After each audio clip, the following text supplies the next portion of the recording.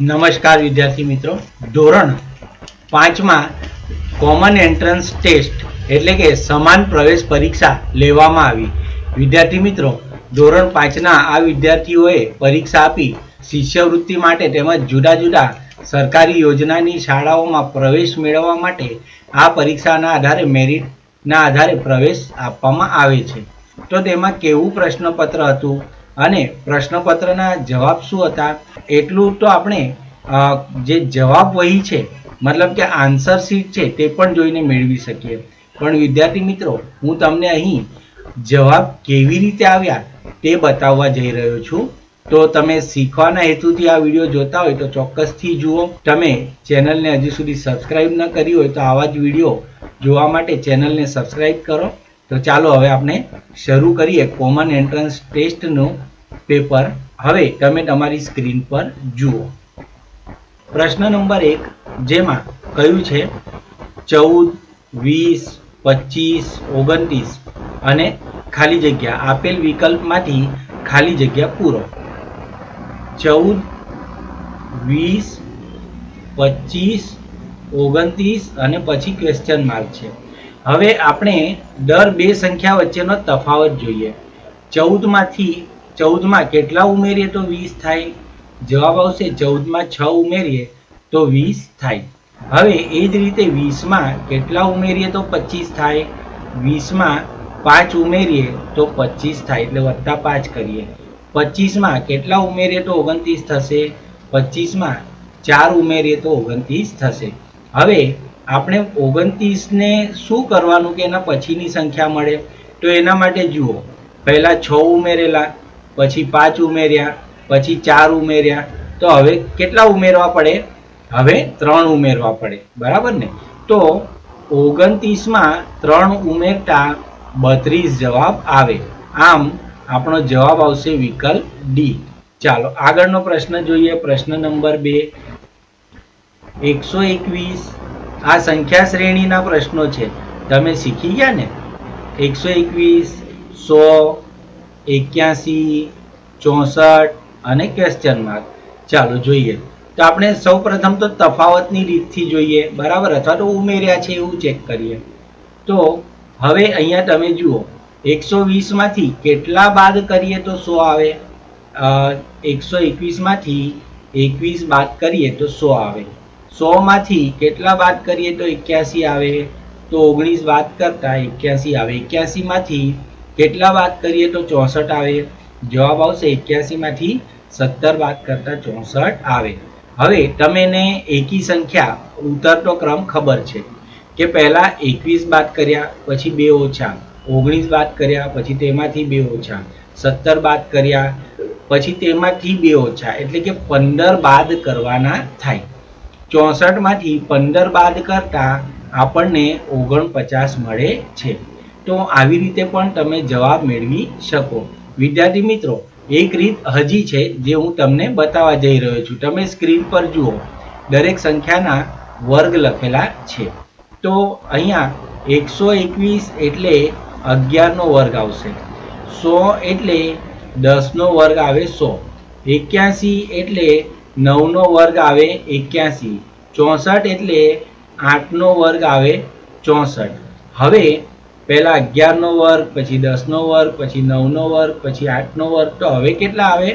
હવે આવે 7નો વર્ગ. 7નો વર્ગ કેટલો આવે? 7નો વર્ગ આવે 49. તો આ રીતે પણ આપણે જવાબ મેળવી શકીએ છીએ. આગળ જોઈએ પ્રશ્ન નંબર 3. અહીં નફરત અને પ્રેમ આ બંને એકબીજાના વિરોધી શબ્દો છે. તો એવી રીતે શત્રુ સાથે જે શબ્દ આપણે શોધવાનો છે તે પણ તેનો વિરોધી શબ્દ જ હોવો જોઈએ. તો ચાલો, શત્રુનો વિરોધી આવે ભક્ત, વફાદાર, મિત્ર, સાથીદાર. આપણો જવાબ આવશે શત્રુનો વિરોધી આવશે મિત્ર. આગળ જુઓ પ્રશ્ન નંબર 4, 2, 5, 10, 17 અને ક્વેશ્ચન માર્ક. આપેલ વિકલ્પમાંથી ખાલી જગ્યા પૂરો. ચાલો ચેક કરીએ. 2, 5, 10, 17. હવે શોધવાની રકમ. ચાલો આપણે હવે આવી રીતે ચેક કરી લઈએ કે બંને નજીકની બે ક્રમિક સંખ્યા વચ્ચે શું સંબંધ છે. તો 2માં કેટલા ઉમેરીએ તો 5 આવે? તો 2 માં 3 ઉમેરીએ તો 5 આવે. 5 માં કેટલા ઉમેરીએ તો 10 આવે, તો 5 માં 5 ઉમેરતા 10 આવે. 10 માં કેટલા ઉમેરીએ તો 17 આવે. 10 માં 7 ઉમેરીએ તો 17 આવે. હવે પહેલા 3 ઉમેર્યા, પછી 5 ઉમેર્યા, પછી 7 ઉમેર્યા, તો હવે 9 ઉમેરવા પડે ને. 17 માં 9 ઉમેરતા કેટલા આવે? 17 માં 9 ઉમેરતા 26 આવે. આપણો જવાબ આવશે વિકલ્પ એ. ચાલો હવે આગળનો પ્રશ્ન જોઈએ.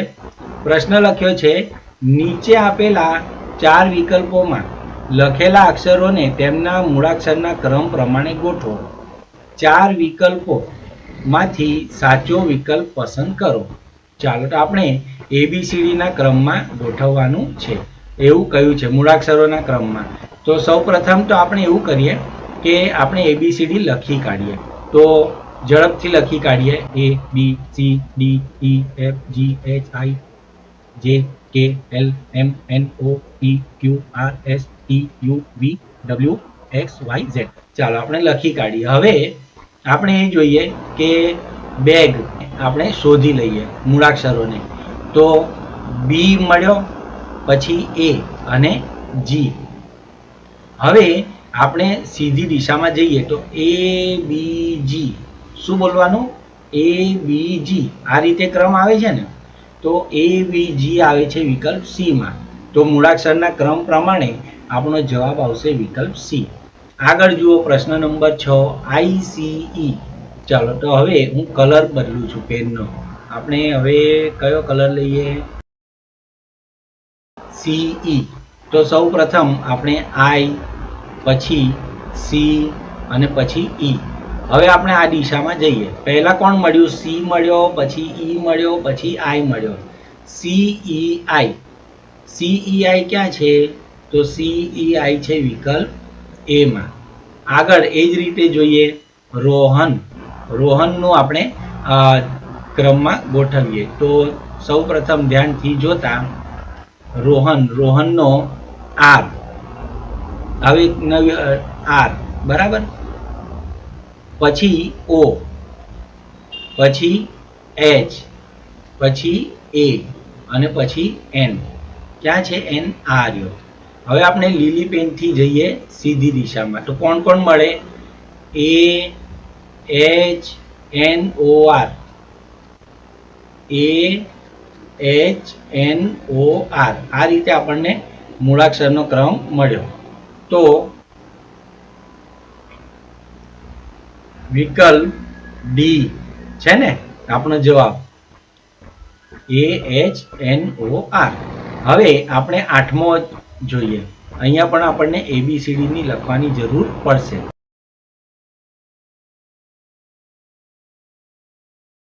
અહીં ગોટ શબ્દ છે, ગોટ. તો ગોટમાં GOAT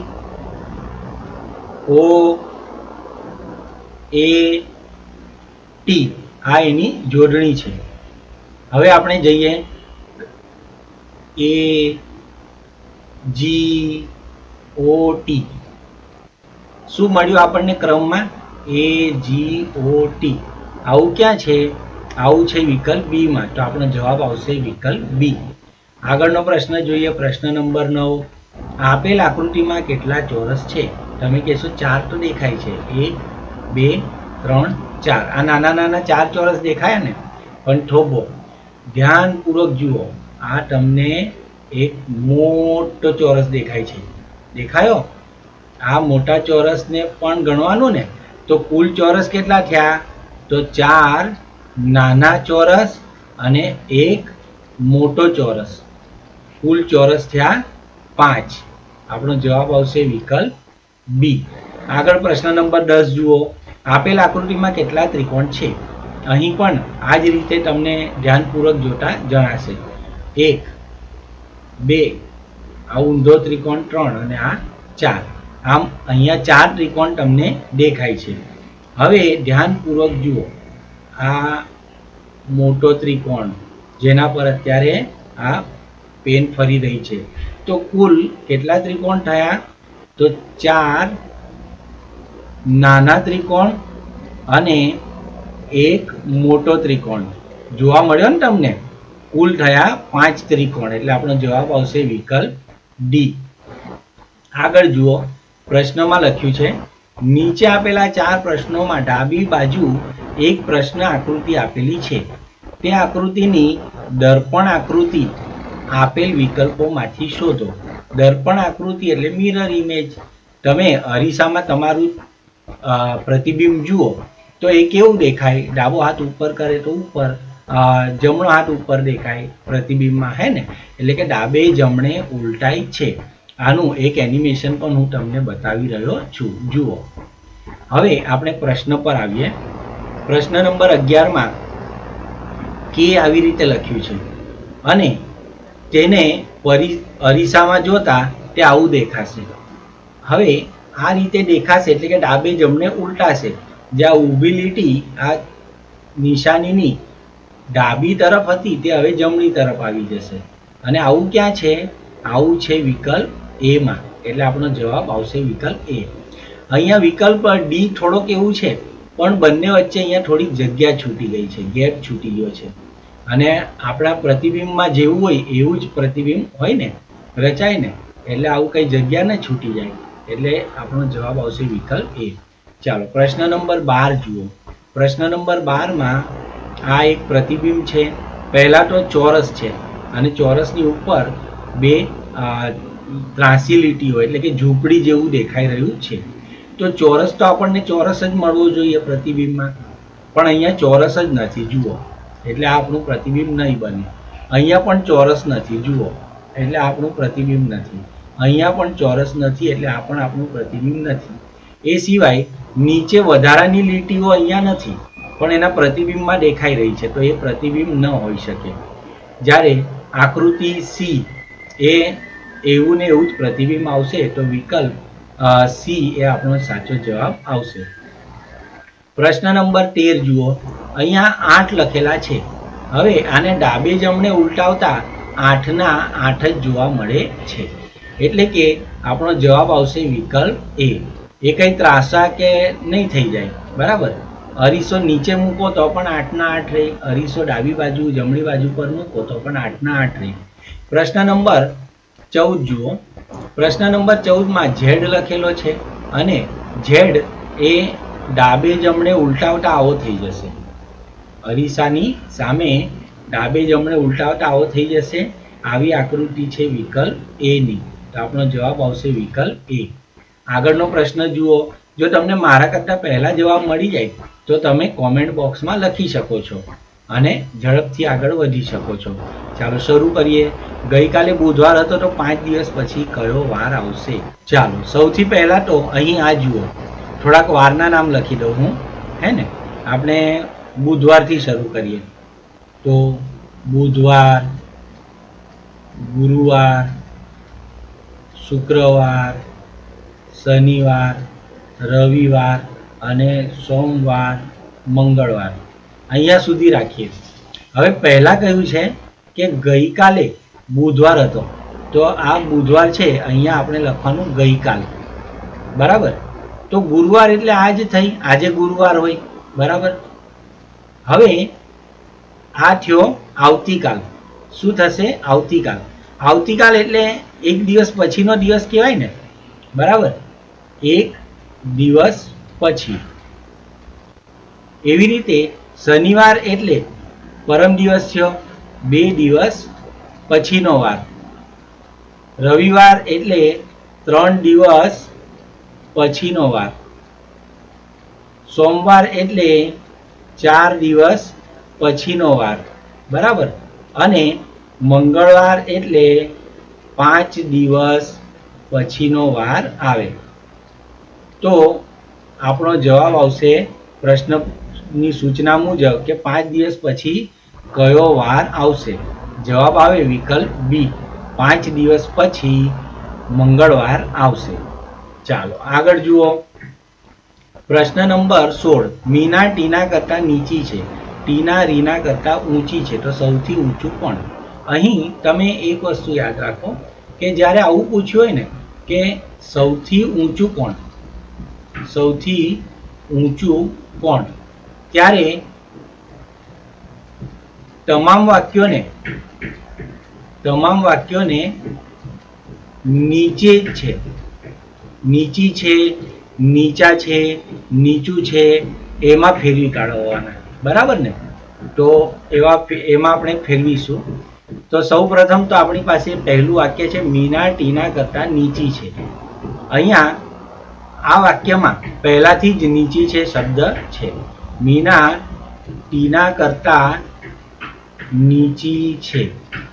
હવે હું અહીંયાથી કટ મારું છું. આ જુઓ, મીના નીચી છે, બરાબર. શબ્દ ફરીથી હવે વાક્ય વાંચો, મીના નીચી છે. તમને સમજાઈ ગયું? હવે જે નીચી હોય એ સૌથી ઊંચી કેવી રીતે હોય? એટલે આપણે મીનાના નામ પર ચોકડી મારશું. પછી બીજો શબ્દ છે ટીના રીના કરતા ઊંચી છે. તો આપણે અહીંયા લખીશું ટીના રીના કરતા ઊંચી છે. હવે મેં તમને શું કહ્યું? તમામ વાક્યોને નીચી છે માં ફેરવવાના. એટલે આનું ઉલટું કરવું પડશે. તો આ ઊંચીનું નીચી થશે. ટીના રીના કરતા ઊંચી છે, તો આમાં અદલા બદલી કરી નાખીએ નામની. રીના ટીના કરતા નીચી છે, નામની અદલા બદલી કરી નાખો એટલે ઊંચીનું નીચી થઈ જાય. હવે ફરીથી આટલો શબ્દ જરાક આપણે છુપાવી દઈએ, અટકાવી દઈએ. હવે વાંચો, રીના નીચી છે. ફરીથી રીના નીચી છે. હવે જે નીચી હોય એ સૌથી ઊંચું કેવી રીતે આવે? એટલે રીના ના નામ પર ચોકડી. હવે કોઈ પણ એવું નહીં આવે, કોઈને કોઈ તો ઊંચું છે જ. તો બચ્યું કોણ? ટીના. આપણો જવાબ આવશે વિકલ્પ એ, ટીના સૌથી ઊંચી છે. તમને સમજાઈ ગયું ને? જો ઊંચું છે એવું પૂછે તો તમામ વાક્યોને નીચી છે એમાં ફેરવી નાખવાનું અને એમાં જે નીચા હોય તેના પર ચોકડી મારતા જવાનું. આગળ જોઈએ પ્રશ્ન નંબર 17. 5, 11, 19 ખાલી જગ્યા 41 ખાલી જગ્યા માટે યોગ્ય જવાબ આપો. આ પણ સંખ્યા શ્રેણીનો પ્રશ્ન છે. આ પ્રશ્ન તમને આગળ જતા ઘણા બધી પરીક્ષાઓમાં, સ્પર્ધાત્મક પરીક્ષાઓમાં આવશે. તો તમારે સારી એવી તૈયારી કરવી. 5, 11, 11, 19 અને શોધવાની રકમ અને 41 આ બધાનો ક્રમિક સંબંધ ચેક કરીએ. 5માં કેટલા ઉમેરીએ તો 11 થાય? 5માં 6 ઉમેરીએ તો 11 થાય. 11માં કેટલા ઉમેરીએ તો 19 થાય? 11માં 8 ઉમેરીએ તો 19 થાય. હવે આપણે અહીંયા એક સંબંધ વિચારો. પહેલા કરતાં પછી ઉમેરેલી રકમ 2 વધારે છે, તો એના પછી પણ રકમ 2 વધારે હોય કે નહીં? તો પહેલાં 6 ઉમેરી, પછી 8 ઉમેરી, તો હવે 10 ઉમેરવાના ને પછી 12 ઉમેરવાના, એવું થવું જોઈએ ને? તો ચાલો ચેક કરીએ. 19માં 10 ઉમેરતા 29 આવે અને 29માં 12 ઉમેરતા 41 આવે. તો એનો અર્થ એમ થયો કે આપણો જવાબ સાચો છે. તો 29 એ આપણો જવાબ આવશે વિકલ્પ બી.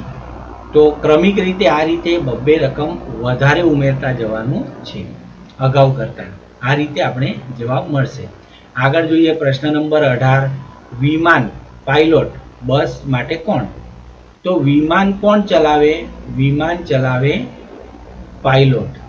વિમાન કોણ ચલાવે? પાયલોટ ચલાવે. તો બસ કોણ ચલાવે?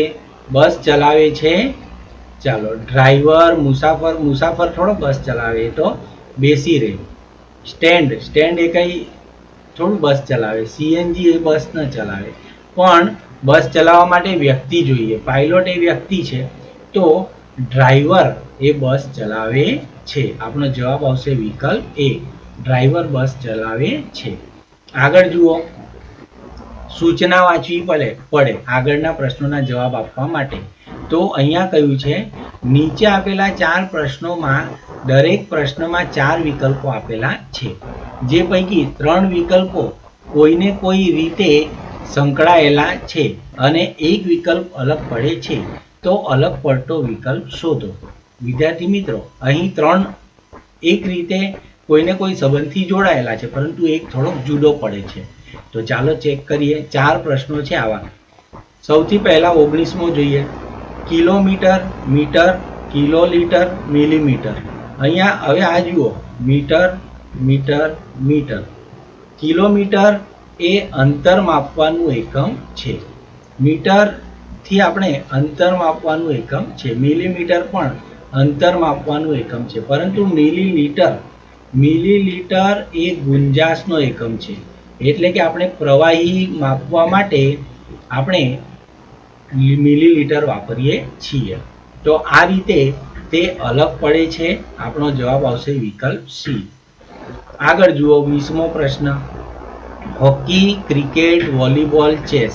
ચાલો, હોકી રમવા માટે મેદાન જોઈએ? તો હા, જોઈએ. એટલે તે આઉટડોર ગેમ કહેવાય. કેવી કહેવાય? Outdoor game. ઘરની બહાર રમાય એ બધી રમતો આઉટડોર રમત કહેવાય. અને ઘરની અંદર બી રમી શકાય તેવી બધી ઇન્ડોર ગેમ કહેવાય. તો ક્રિકેટ માટે પણ આપણને મેદાન જોઈએ, એટલે એ પણ આઉટડોર ગેમ છે. ત્યારબાદ વોલીબોલ રમવા માટે પણ આપણને મેદાનની જરૂર પડે છે, એટલે તે પણ આઉટડોર ગેમ છે. પરંતુ ચેસ તો આપણે ઘરમાં પણ રમી શકીએ, એટલે આ ઇન્ડોર ગેમ છે. ઘરના દરવાજાની અંદર પણ રમી શકાય.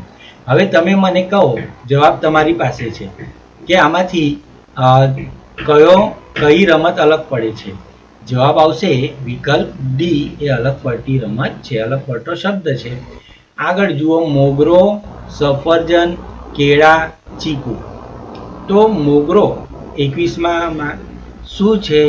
મોગરો એ ફૂલનું નામ છે, બરાબર ને? ચિત્ર જુઓ.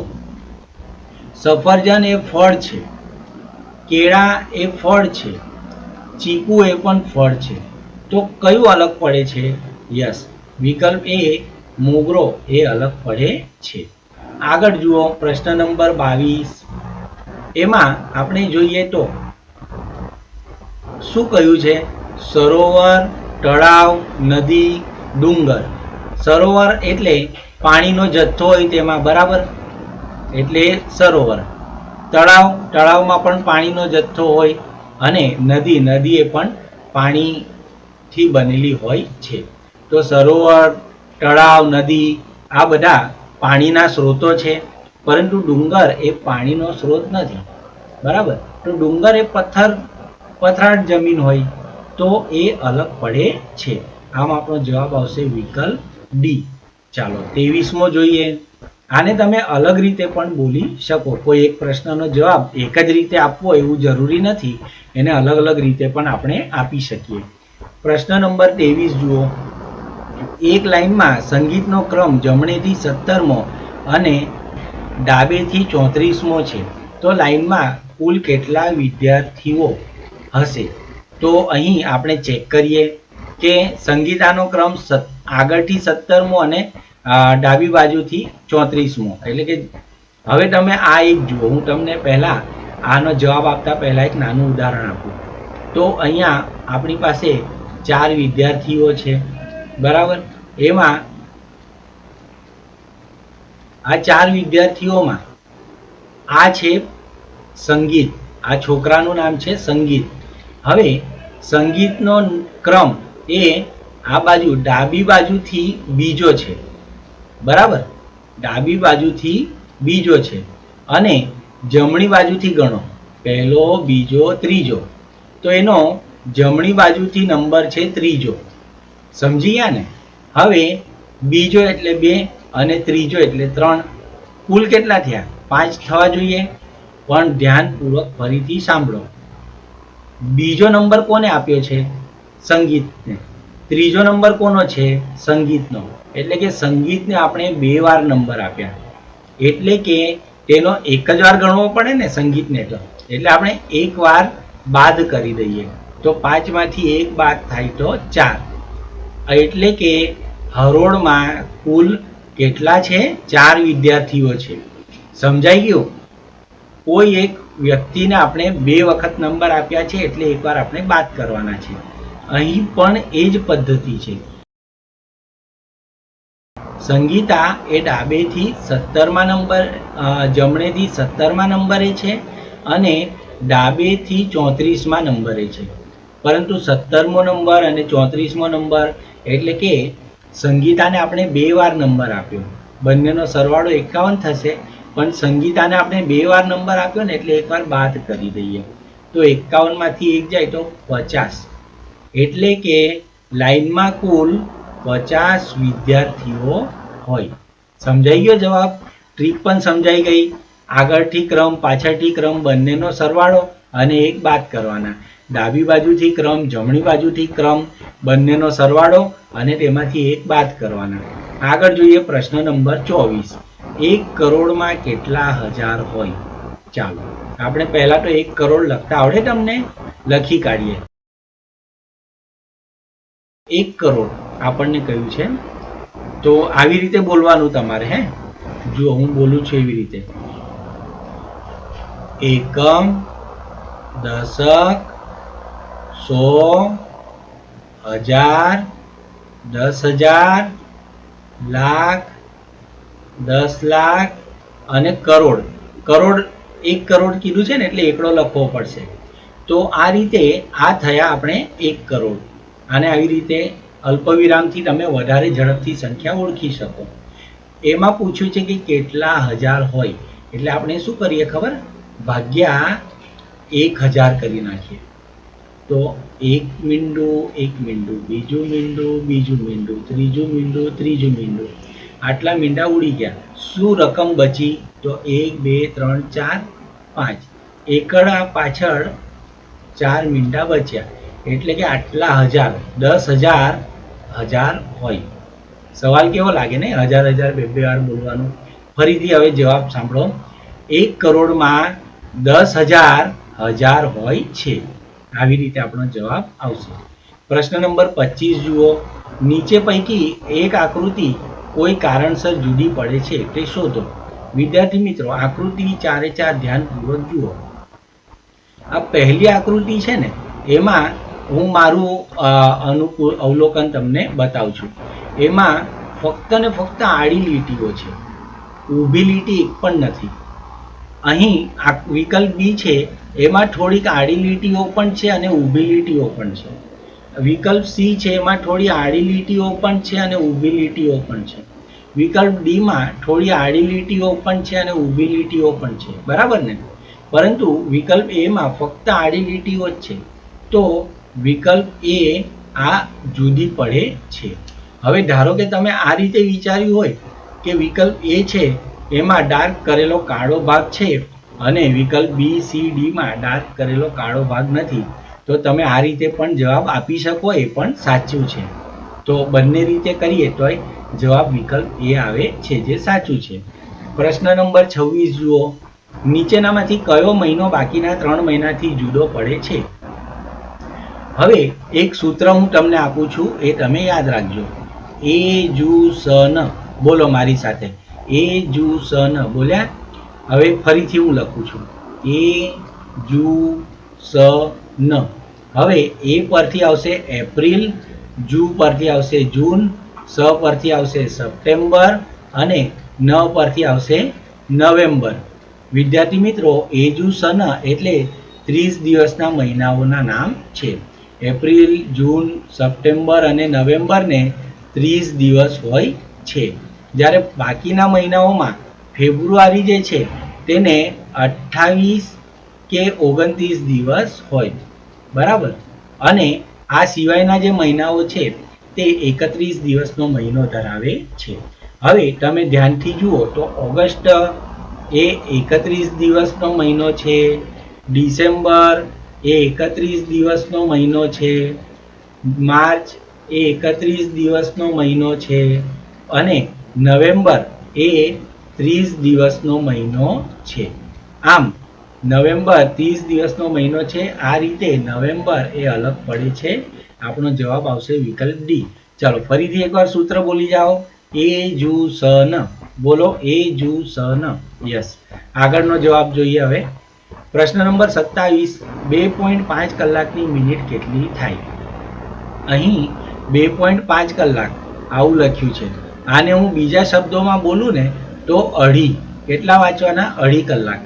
હે ને? હવે 1 કલાકની કેટલી મિનિટ હોય? 1 કલાકની મિનિટ હોય 60. માટે 2.5 કલાકની કેટલી મિનિટ હોય તે આપણે શોધવાની. તો આવું જ્યારે પદ બનાવો ને ત્યારે પહેલા વાક્યની પહેલી રકમ હંમેશા છેદમાં લખવાની અને ક્રોસ ગુણાકાર કરવાનો. તો 60 ગુણ્યા 2.5 છેદમાં 1. હવે આને 2.5 છે ને, આના માટે હું એક તમને કહું, 2.5 ને તમે આવી રીતે લખી શકો, 25/10. બરાબર, સમજાયું? તો એવી જ રીતે લખીએ. ચાલો, 60 ગુણ્યા 25/10. તો અહીં શૂન્ય ગયું, તો 25 અને 6 આ બે રકમ વધી. 25 ગુણ્યા 6, 25 ને 6 વડે ગુણતા 150 આવે. તમને તો 25 નો ઘડિયો આવડે ને? 25 6 150. આપણો જવાબ આવશે વિકલ્પ બી, 150 મિનિટ જવાબ આવશે. પ્રશ્ન નંબર 28 જુઓ. જો બે સંખ્યાઓનો સરવાળો 28 અને તફાવત 6 હોય તો તે બે સંખ્યાઓ કઈ હશે? ધારો કે આપણને ખબર નથી, તો આપણે પ્રથમ સંખ્યાને x ધારો. બરાબર, પ્રથમ સંખ્યાને શું ધારી? x. અને બીજી સંખ્યાને આપણે y ધારીએ. તો હવે કહ્યું છે કે બે સંખ્યાઓનો સરવાળો 28 છે, એટલે કે અહીં x વત્તા y બરાબર 28 અને તફાવત 6 હોય, એટલે કે બે સંખ્યાઓનો તફાવત 6 છે, એટલે કે x ઓછા y બરાબર 6. આનો અહીંયા સરવાળો કરી નાખીએ. તો 28 ને 6 વડે 6 સાથે સરવાળો કેટલો થશે? 34. અને અહીંયા y માંથી y બાદ થશે, કારણ એકવાર વત્તા y એકવાર ઓછા y, તો એ બાદ થશે. x વત્તા x એટલે કુલ થશે 2x. તો 2x બરાબર 34. હવે આ તરફ જુઓ, 2x બરાબર 34. 34 એટલે ખબર તમને? 34 એટલે 17 ગુણ્યા 2. તો આપણે 34 ના બદલે લખીશું 17 ગુણ્યા 2. હવે 2 નો અહીં x સાથે શું છે? 2 નો x સાથે ગુણાકાર છે, જે બરાબરની બીજી તરફ જતા ભાગાકારમાં આવે. અંશના 2 છેદના 2 નીકળી ગયા, તો x બરાબર 17. આ આપણને પહેલો એક રકમ મળી ગઈ. હવે આપણને શું કહ્યું હતું કે બંનેનો સરવાળો 28 છે, એટલે કે x વત્તા y બરાબર 28. હવે આપણે x ના બદલે 17 મૂકીશું. 17 વત્તા y બરાબર 28. આ વત્તા 17 બીજી તરફ જાય ને, તો ઓછા 17 થઈ જાય. તો y બરાબર 28 ઓછા 17, એટલે કે y બરાબર 11. તો આપણને x ની કિંમત મળી ગઈ 17 અને y ની કિંમત મળી ગઈ 11. હવે આ આગળ પાછળ લખેલા હોઈ શકે, તો 17 અને 11 એવું ક્યાં છે? તો 12 ને 18 આ નથી, 13 ને 19 આ નથી, 12 ને 16 આ નથી, 17 અને 11 આ રહ્યા, એટલે કે એ બે સંખ્યાઓ હોય વિકલ્પ સી ની. આગળ જોઈએ, 7/56. હું લખું છું અહીંયા 7/56. તો 9 કેટલા? હવે 7 નો 56 સાથે શું સંબંધ આવે? તો સરવાળાનો સંબંધ આપણે નહીં ગણાશે, કારણ ખૂબ મોટી રકમનો તફાવત છે. કદાચ ગુણાકાર ચેક કરીએ તો 7 ગુણ્યા 8 બરાબર 56. 7 ને 8 વડે ગુણતા 56 આવે. તો એવો જ કંઈક સંબંધ અહીંયા પણ હોવો જોઈએ. તો 9 ને 8 વડે ગુણતા કેટલા આવશે? તો 9 8 72. આપણો જવાબ શું આવશે? વિકલ્પ એ આપણો જવાબ આવશે. તો તમને સમજાઈ ગયું ને કે આ રીતે પ્રમાણ આવશે. આગળ જોઈએ પ્રશ્ન નંબર 30.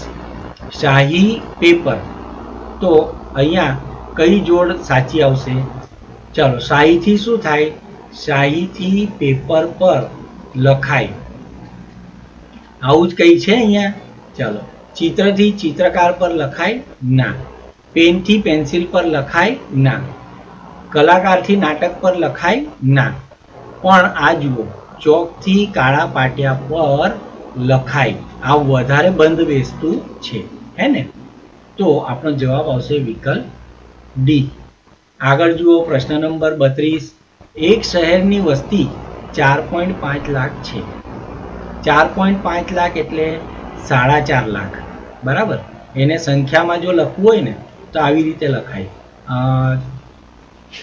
એકમ, દશક, સો, હજાર, 10,000 અને લાખ. 4,50,000. 4.50 લાખ એટલે 4,50,000.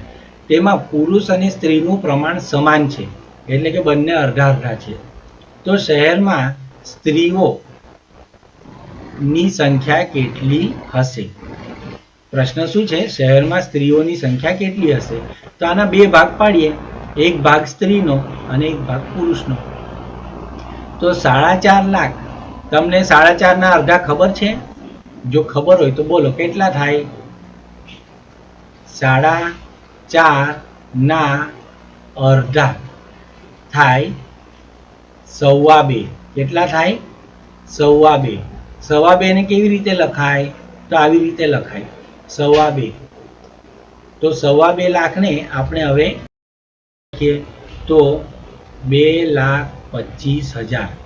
આ થયા અડધા, એટલે કે 2,25,000 પુરુષ થયા અને 2,25,000 સ્ત્રી થઈ, કારણ બંનેનું પ્રમાણ સરખું છે, એટલા માટે સમાન છે. આપણો જવાબ આવશે વિકલ્પ સી. આગળ જુઓ પ્રશ્ન નંબર 32. આપેલ મૂળાક્ષરમાં કાટકોણની સંખ્યા કેટલી થાય? ધ્યાનપૂર્વક જુઓ. તો અહીં કાટકોણની સંખ્યા, અહીંયા મૂળાક્ષર છે એક્સ, અને એક્સ મૂળાક્ષરમાં આપણને ખબર છે કાટકોણ એટલે બે રેખાખંડો હોય, બંને એકબીજાને લંબ હોય, તો આ કાટકોણ થયું અને આ 90° માપ થયું. હવે અહીંયા તમે ધ્યાનથી જોતા કુલ 4 કાટકોણ બને છે. આ મેં પહેલો બતાવ્યો તમને. બીજો કાટકોણ અહીંયા બનશે, ત્રીજો કાટકોણ અહીંયા બને અને આ ચોથો કાટકોણ અહીંયા બને. તો આપેલ મૂળાક્ષરમાં કાટકોણની સંખ્યા કુલ 4 થશે. પ્રશ્ન નંબર 33. જો 1 કિલોગ્રામ મગની કિંમત ₹120 હોય તો 1/4 કિલોગ્રામ મગની કિંમત કેટલી થાય? હવે તમે આ વસ્તુ સમજો કે આને હું ચિત્ર દ્વારા તમને સમજ આપું. આ 1 કિલોગ્રામ મગ છે, એના 4 સરખા ભાગ પાડો, કારણ અહીંયા તો 1/4 કીધું છે ને કિલોગ્રામ. તો અહીંયા આપણે ગણીએ તો દરેકની કિંમત, હવે કુલ 1 કિલો મગ કેટલાના આવેલા? 120 રૂપિયાના. હવે એના 4 સરખા ભાગ પાડો તો દરેક ભાગ 30 રૂપિયાનો આવે, તો જ 120 થશે ને. આને આવી રીતે આપણે ગણિતની રીતે ગણીએ તો 1 કિલો મગ બરાબર 120 રૂપિયા, માટે 1/4 કિલો મગ બરાબર કેટલા? મેં તમને કહ્યું છે કે જ્યારે આવું પદ બનાવો ત્યારે પહેલી રકમ હંમેશા છેદમાં અને બાકીની બે સંખ્યાઓનો ગુણાકાર. તો 1/4 ગુણ્યા 120. 120 એટલે તમને ખબર? 120 એટલે 30 ચોક 120, હે ને? તો અહીંયા આપણે 120 ના બદલે લખીશું 30 ચોક. 30 ગુણ્યા 4 અને છેદમાં 4 છે જ અહીંયા, તો 4 સરખા રકમ જતી રહે. 30 અને 1 બચે. 30 ગુણ્યા 1 કરો તો 30 ગુણ્યા 1 કરતા જવાબ 30 આવે. તો આપણને અહીંયા 1/4 એટલે એક રીતે કહીએ તો 250 ગ્રામ મગની વાત છે. 250 ગ્રામ મગ 30 રૂપિયાના મળશે. ચાલો આગળનો પ્રશ્ન જોઈએ. પ્રશ્ન નંબર 34. 12 અને 30નો સામાન્ય અવયવ નીચેનામાંથી કયો નથી? 12ના પહેલા તો અવયવો પાડી દઈએ, નાના. તો 2, 6, 12. 2, 3, 6 અને 3 એકા 3. હવે એ જ રીતે આ જુઓ 30, તો 30 ને આપણે 2 વડે ભાગ ચલાવીએ તો 2 15 30, પછી 5 3 15 અને 3 1 3. અહીંયા બંનેમાં હોય તેવા તો 2 છે એ બંનેમાં છે, એટલે 12 અને 30 નો સામાન્ય અવયવ 2 છે. પછી 12 અને 30 નો અવયવ 3 પણ છે. જુઓ બંનેમાં 3 આવે છે, પરંતુ 12 અને 30 નો અવયવ 4 નથી, કારણ કે 2 વખત 2 આવવા જોઈએ ને, તો એવું નથી. આપણો જવાબ આવશે વિકલ્પ સી. વિકલ્પ ડી પણ એ સામાન્ય અવયવ નથી બંનેનો, તો વિકલ્પ સી અને ડી બંને જવાબ આવશે. આગળ જુઓ પ્રશ્ન નંબર 35. 5 પૈસા એ ₹1 નો કેટલામો ભાગ છે? 100 પૈસા બરાબર 1 રૂપિયો માટે 5 પૈસા બરાબર કેટલા? અહીંયા આપણને ખબર છે પહેલા વાક્યની પહેલી રકમ હંમેશા છેદમાં, તો 5 ગુણ્યા 1, 5 ગુણ્યા 1 છેદમાં 100. 100 એટલે ખબર તમને? 100 એટલે 20, 5 100. તો આપણે 100 ના બદલે 20 ગુણ્યા 5 લખીશું. 5 ઉપરની રકમ, 5 નીચેની રકમ. શું બચ્યું? તો 1/20 બચ્યું. એટલે કે 5 પૈસા એ રૂપિયાનો 20મો ભાગ છે. ક્યાં છે આવું 1/20? 1/20 છે વિકલ્પ ડી માં. આગળ જુઓ પ્રશ્ન નંબર 36. એક લંબચોરસની પરિમિતિ 40 સેમી છે. જો તેની પહોળાઈ 5 સેમી હોય તો તે લંબચોરસનું ક્ષેત્રફળ કેટલું થાય? હવે ધ્યાનથી જોતા આપણને ખ્યાલ આવે છે કે પરિમિતિ કયું છે, અને લંબચોરસની પરિમિતિમાં પહેલા તો એ લંબચોરસની ચારે બાજુઓના માપનો સરવાળો. હવે લંબચોરસમાં આપણને એ પણ ખબર છે કે લંબાઈ અને પહોળાઈ, એટલે કે આમાં જે સામસામેની બાજુના માપ છે ને એ સરખા હોય છે. અહીંયા કુલ સરવાળો બંને ચારે બાજુઓનો કુલ સરવાળો 40 છે. એ તેની પહોળાઈ 5 સેમી છે, તો આ 5 સેમી થયું બરાબર, અને આ પણ 5 સેમી થયું, કારણ સામસામેની બાજુઓના માપ સરખા ને એટલા માટે. હવે કુલ આ થયું પહોળાઈ 10 સેન્ટીમીટરની થઈ, કુલ પહોળાઈ 10 સેન્ટીમીટરની. તો લંબાઈ કેટલા સેન્ટીમીટરની થશે એ ચેક કરો. તો લંબાઈ માટે 40 માંથી 10 જાય તો 30, પરંતુ એ તો બે લંબાઈનો સરવાળો છે ને, આ પણ એક ને આ પણ એક. તો ધ્યાનથી જોતા બંનેનો 15-15 સેન્ટીમીટર લંબાઈ થશે. સમજાઈ ગયું ને? હવે સરવાળો કરો. જુઓ 5 + 10, 5 + 15 + 5 + 15, કુલ 40 સેમી થઈ ગયા. આમ તેની પરિમિતિ મળી 40 સેમી. હવે આપણને કહ્યું છે લંબચોરસનું ક્ષેત્રફળ. તો લંબચોરસનું ક્ષેત્રફળનું સૂત્ર છે લંબાઈ ગુણ્યા પહોળાઈ. હા, તમને યાદ છે, મને ખબર છે. તો લંબચોરસનું ક્ષેત્રફળનું સૂત્ર છે લંબાઈ ગુણ્યા પહોળાઈ. તો આપણે લંબાઈની રકમ છે 15 અને પહોળાઈની રકમ છે 5. તો 15 ગુણ્યા 5 કરતા 75. હવે જ્યારે આપણે ક્ષેત્રફળ શોધીએ ને, ક્ષેત્રફળ શોધીએ ત્યારે ચોરસ સેમી એવું લખવું પડે. ચોરસ કેમ લખવું પડે? કારણ ક્ષેત્રફળ ચોરસમાં શોધાય ને એટલે. તો 75 ચોરસ સેમી. આપણો જવાબ આવશે વિકલ્પ બી. આગળ જુઓ પ્રશ્ન નંબર 37. એક છાત્રાલયમાં દર મહિને 175 લીટર દૂધ વપરાય છે. તો જૂન 2022 થી નવેમ્બર 2022 દરમિયાન કેટલું દૂધ વપરાયું હશે?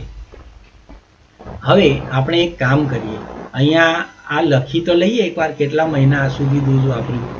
તો જૂનમાં વાપર્યું, જુલાઈમાં વાપર્યું, ઓગસ્ટમાં દૂધ વાપર્યું,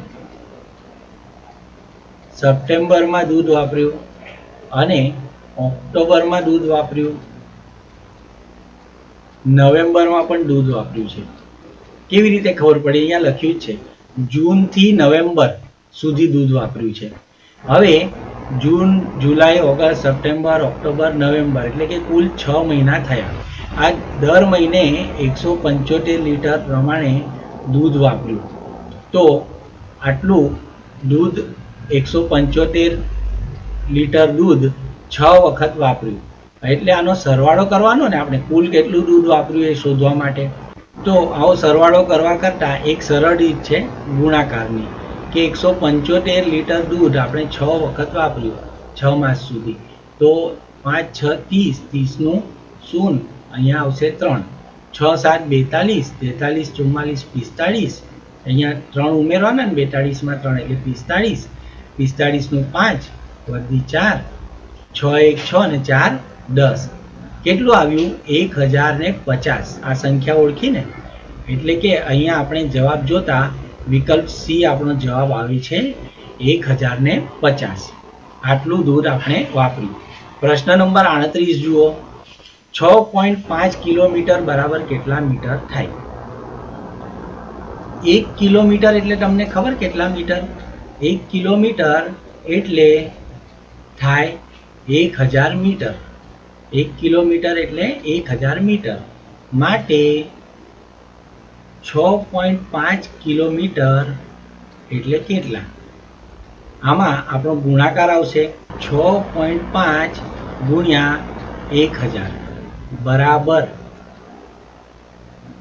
6000 ને 6 સાથે ગુણીએ તો 6000 થાય ને, અને 6.5 સાથે ગુણીએ તો 6500 થાય. તો આપણો જવાબ આવશે 6.5 કિલોમીટર બરાબર 6500 મીટર. વિકલ્પ ડી. પ્રશ્ન નંબર 39 જુઓ. એક ટ્રેન 1 કલાકમાં 65 કિલોમીટરનું અંતર કાપે છે. આ ટ્રેન 5 કલાકમાં કેટલું અંતર કાપશે?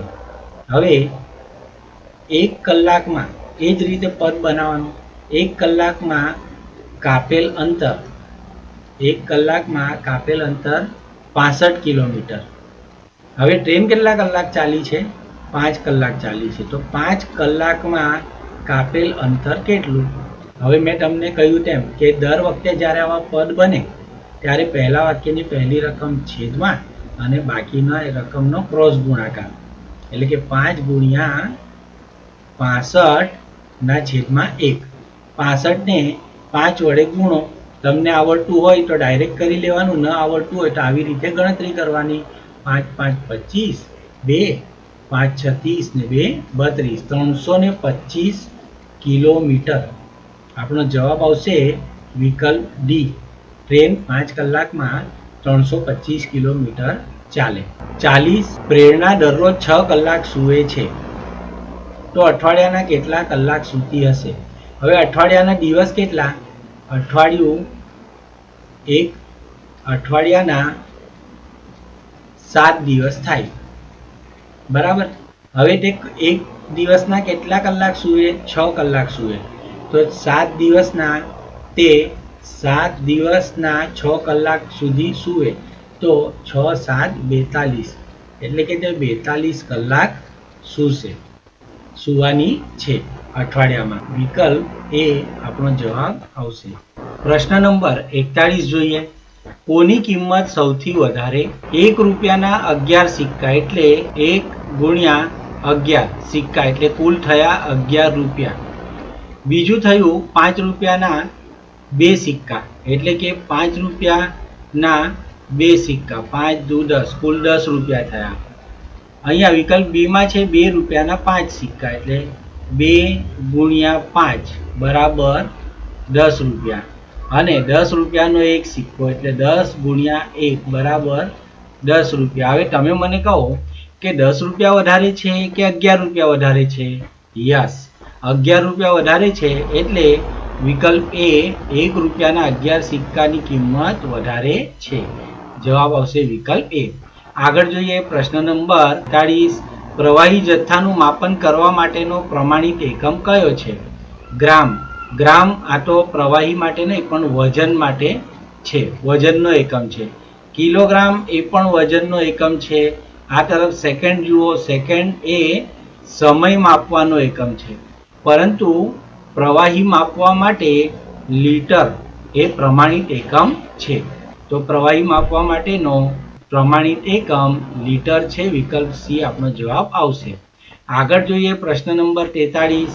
બે નોટબુકની કિંમત અનુક્રમે 50 રૂપિયા અને ₹30 છે. તો બંનેની કિંમતનો તફાવત કેટલો થાય? તફાવત કયો છે?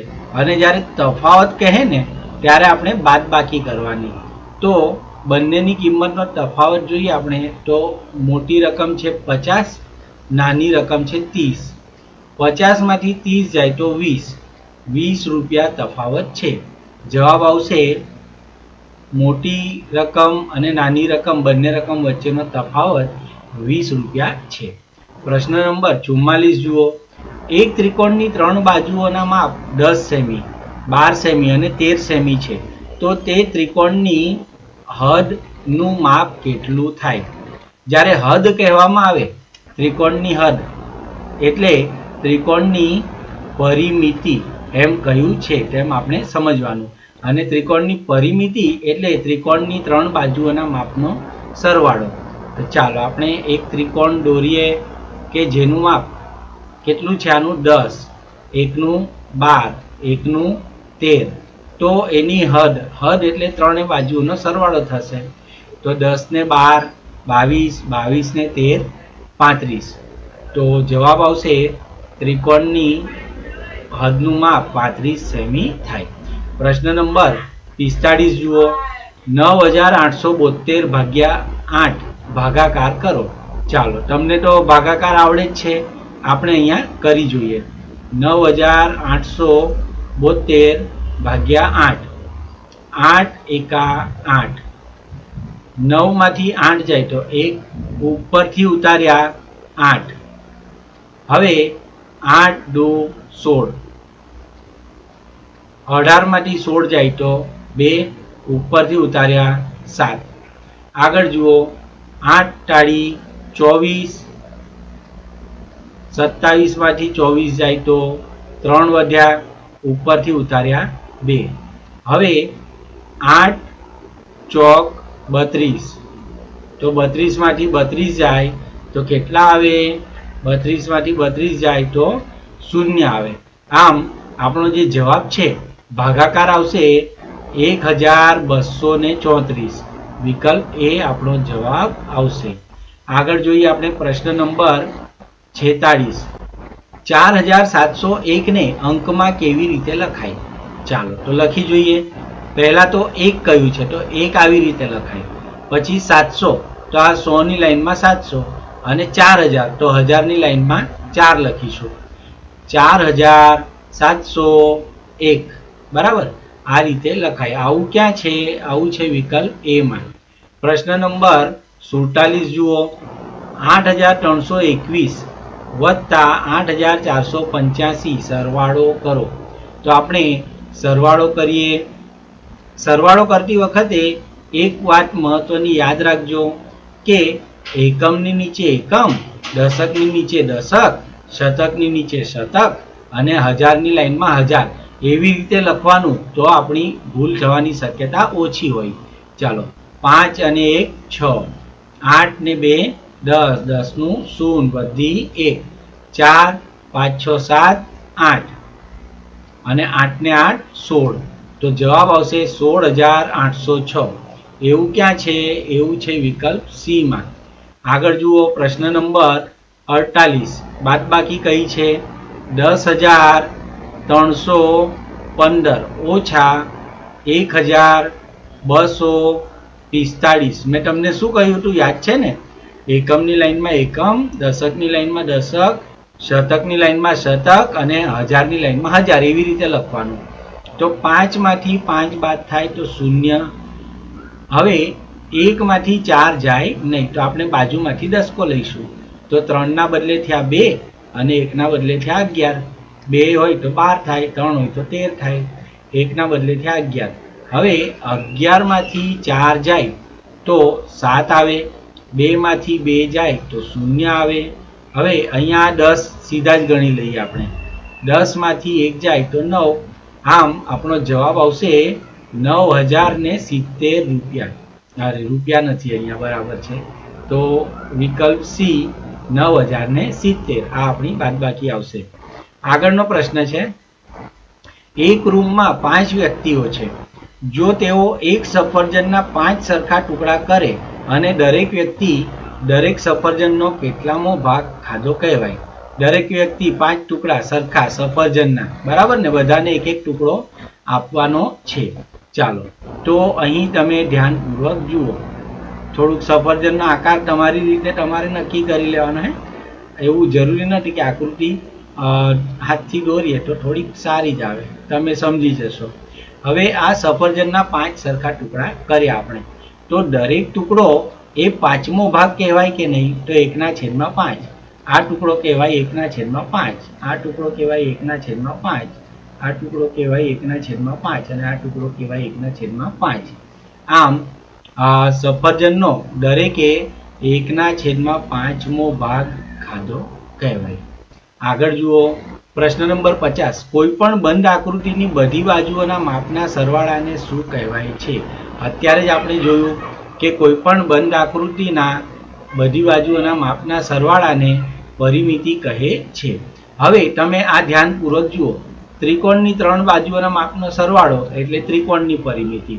ચોરસની 4 બાજુઓના માપનો સરવાળો એટલે ચોરસની પરિમિતિ. પંચકોણની 5 બાજુઓના માપનો સરવાળો એટલે પંચકોણની પરિમિતિ. અને એવી રીતે વર્તુળની પરિમિતિ છે ને, એને આપણે પરિધ કહીએ છીએ. પણ પરિમિતિ એ બંધ આકૃતિની બધી બાજુઓના માપનો સરવાળો હોય. જવાબ વિકલ્પ એ આવે. પ્રશ્ન નંબર 51 જુઓ.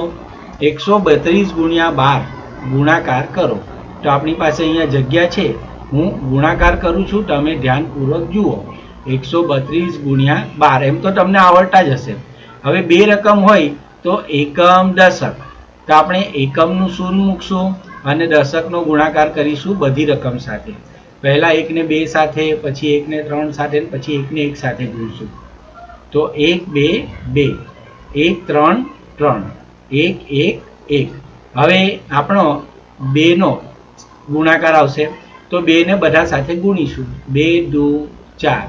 તમે 2 2 બોલતા હોય, 2 2 2 આવી રીતે અલગ અલગ શહેરમાં, અલગ અલગ વિસ્તારમાં બોલી પ્રમાણે અલગ અલગ બોલાય, પણ ગણતરીમાં ભૂલ નહીં આવી જોઈએ, હે, એટલું પાક્કું. 2 તરી 6, 2 1 2. હવે આ બંનેનો આપણે સરવાળો કરીશું. 0 ને 4 4, 4 ને 2 8, 3 ને 2 5 અને 1 6. 1584 આ આવે છે આપણો ગુણાકાર. પ્રશ્ન નંબર 52. ઓગસ્ટ માસમાં 4 બાળકોએ વાંચેલા પુસ્તકોની સંખ્યા નીચે આપેલ છે. ઝરણાએ 10 પુસ્તક વાંચ્યા, કાવ્યાએ 15 પુસ્તક વાંચ્યા, પ્રેરણાએ 5 પુસ્તક વાંચ્યા અને હેતલે 20 પુસ્તક વાંચ્યા. ઝરણાએ વાંચેલા પુસ્તકની સંખ્યા કઈ રીતે દર્શાવી શકાય? તો ચાલો પહેલા જુઓ, ઝરણાએ કેટલા પુસ્તક વાંચ્યા છે તો સમજી લઈએ. તો ઝરણાએ 10 પુસ્તક વાંચ્યા છે. આપણે વિકલ્પ એ જોઈએ. હેતલ કરતા અડધા પુસ્તકો. હેતલના પુસ્તક કેટલા છે? 20. તો 20ના અડધા થાય 10 અને ઝરણાએ 10 પુસ્તકો વાંચ્યા, એટલે આ વાક્ય સાચું છે. તો આ વિકલ્પ એ સાચો છે. કાવ્યા કરતા બીજા ભાગના પુસ્તકો. કાવ્યાના પુસ્તકો કેટલા છે? 15. તો 15ના બીજા ભાગના પુસ્તકો એટલે 7.5 થાય એને, અને ઝરણાએ તો 10 વાંચ્યા છે એટલે આ નહીં આવે. હેતલ કરતા બમણા પુસ્તકો. હેતલના પુસ્તક કેટલા છે? 20. એના બમણા એટલે ડબલ થાય 40. તો હેતલ કરતા બમણા પુસ્તકો ઝરણાએ વાંચ્યા નથી. પ્રેરણા કરતા 4 ગણા પુસ્તકો. પ્રેરણાના પુસ્તકો છે 5 અને એના 4 ગણા થાય 20, પણ ઝરણાએ તો 10 જ પુસ્તક વાંચ્યા છે. એટલે અહીં પહેલું વાક્ય જે છે એ સાચું આવશે. હેતલ કરતા અડધા પુસ્તકો ઝરણાએ વાંચ્યા છે. આગળ જોઈએ પ્રશ્ન નંબર 53. 1 2 3 4 5 6 માં 3ની સ્થાન કિંમત કેટલી? 1 2 3 4 5 6.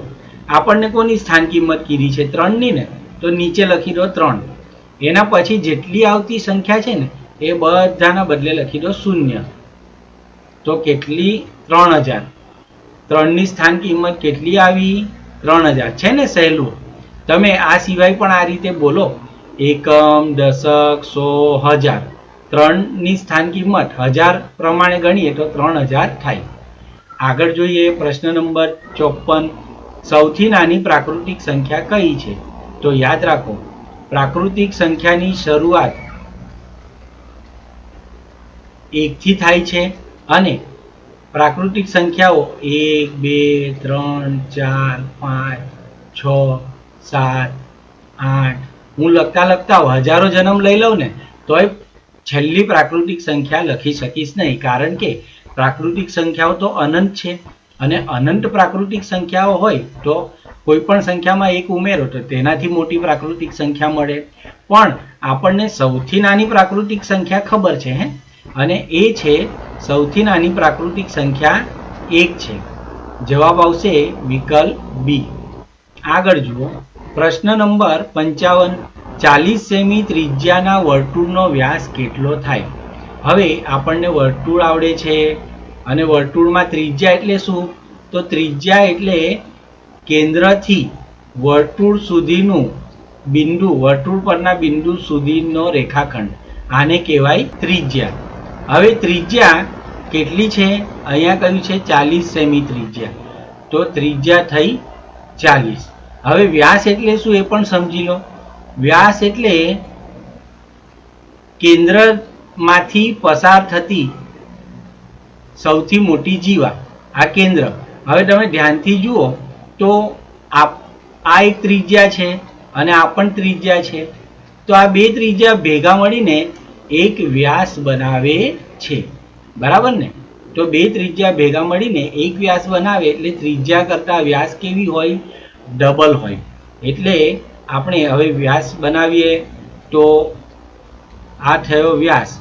તો આ 40 સેમી છે અને આ પણ 40 સેમી છે, એટલે કુલ થયો વ્યાસ 80.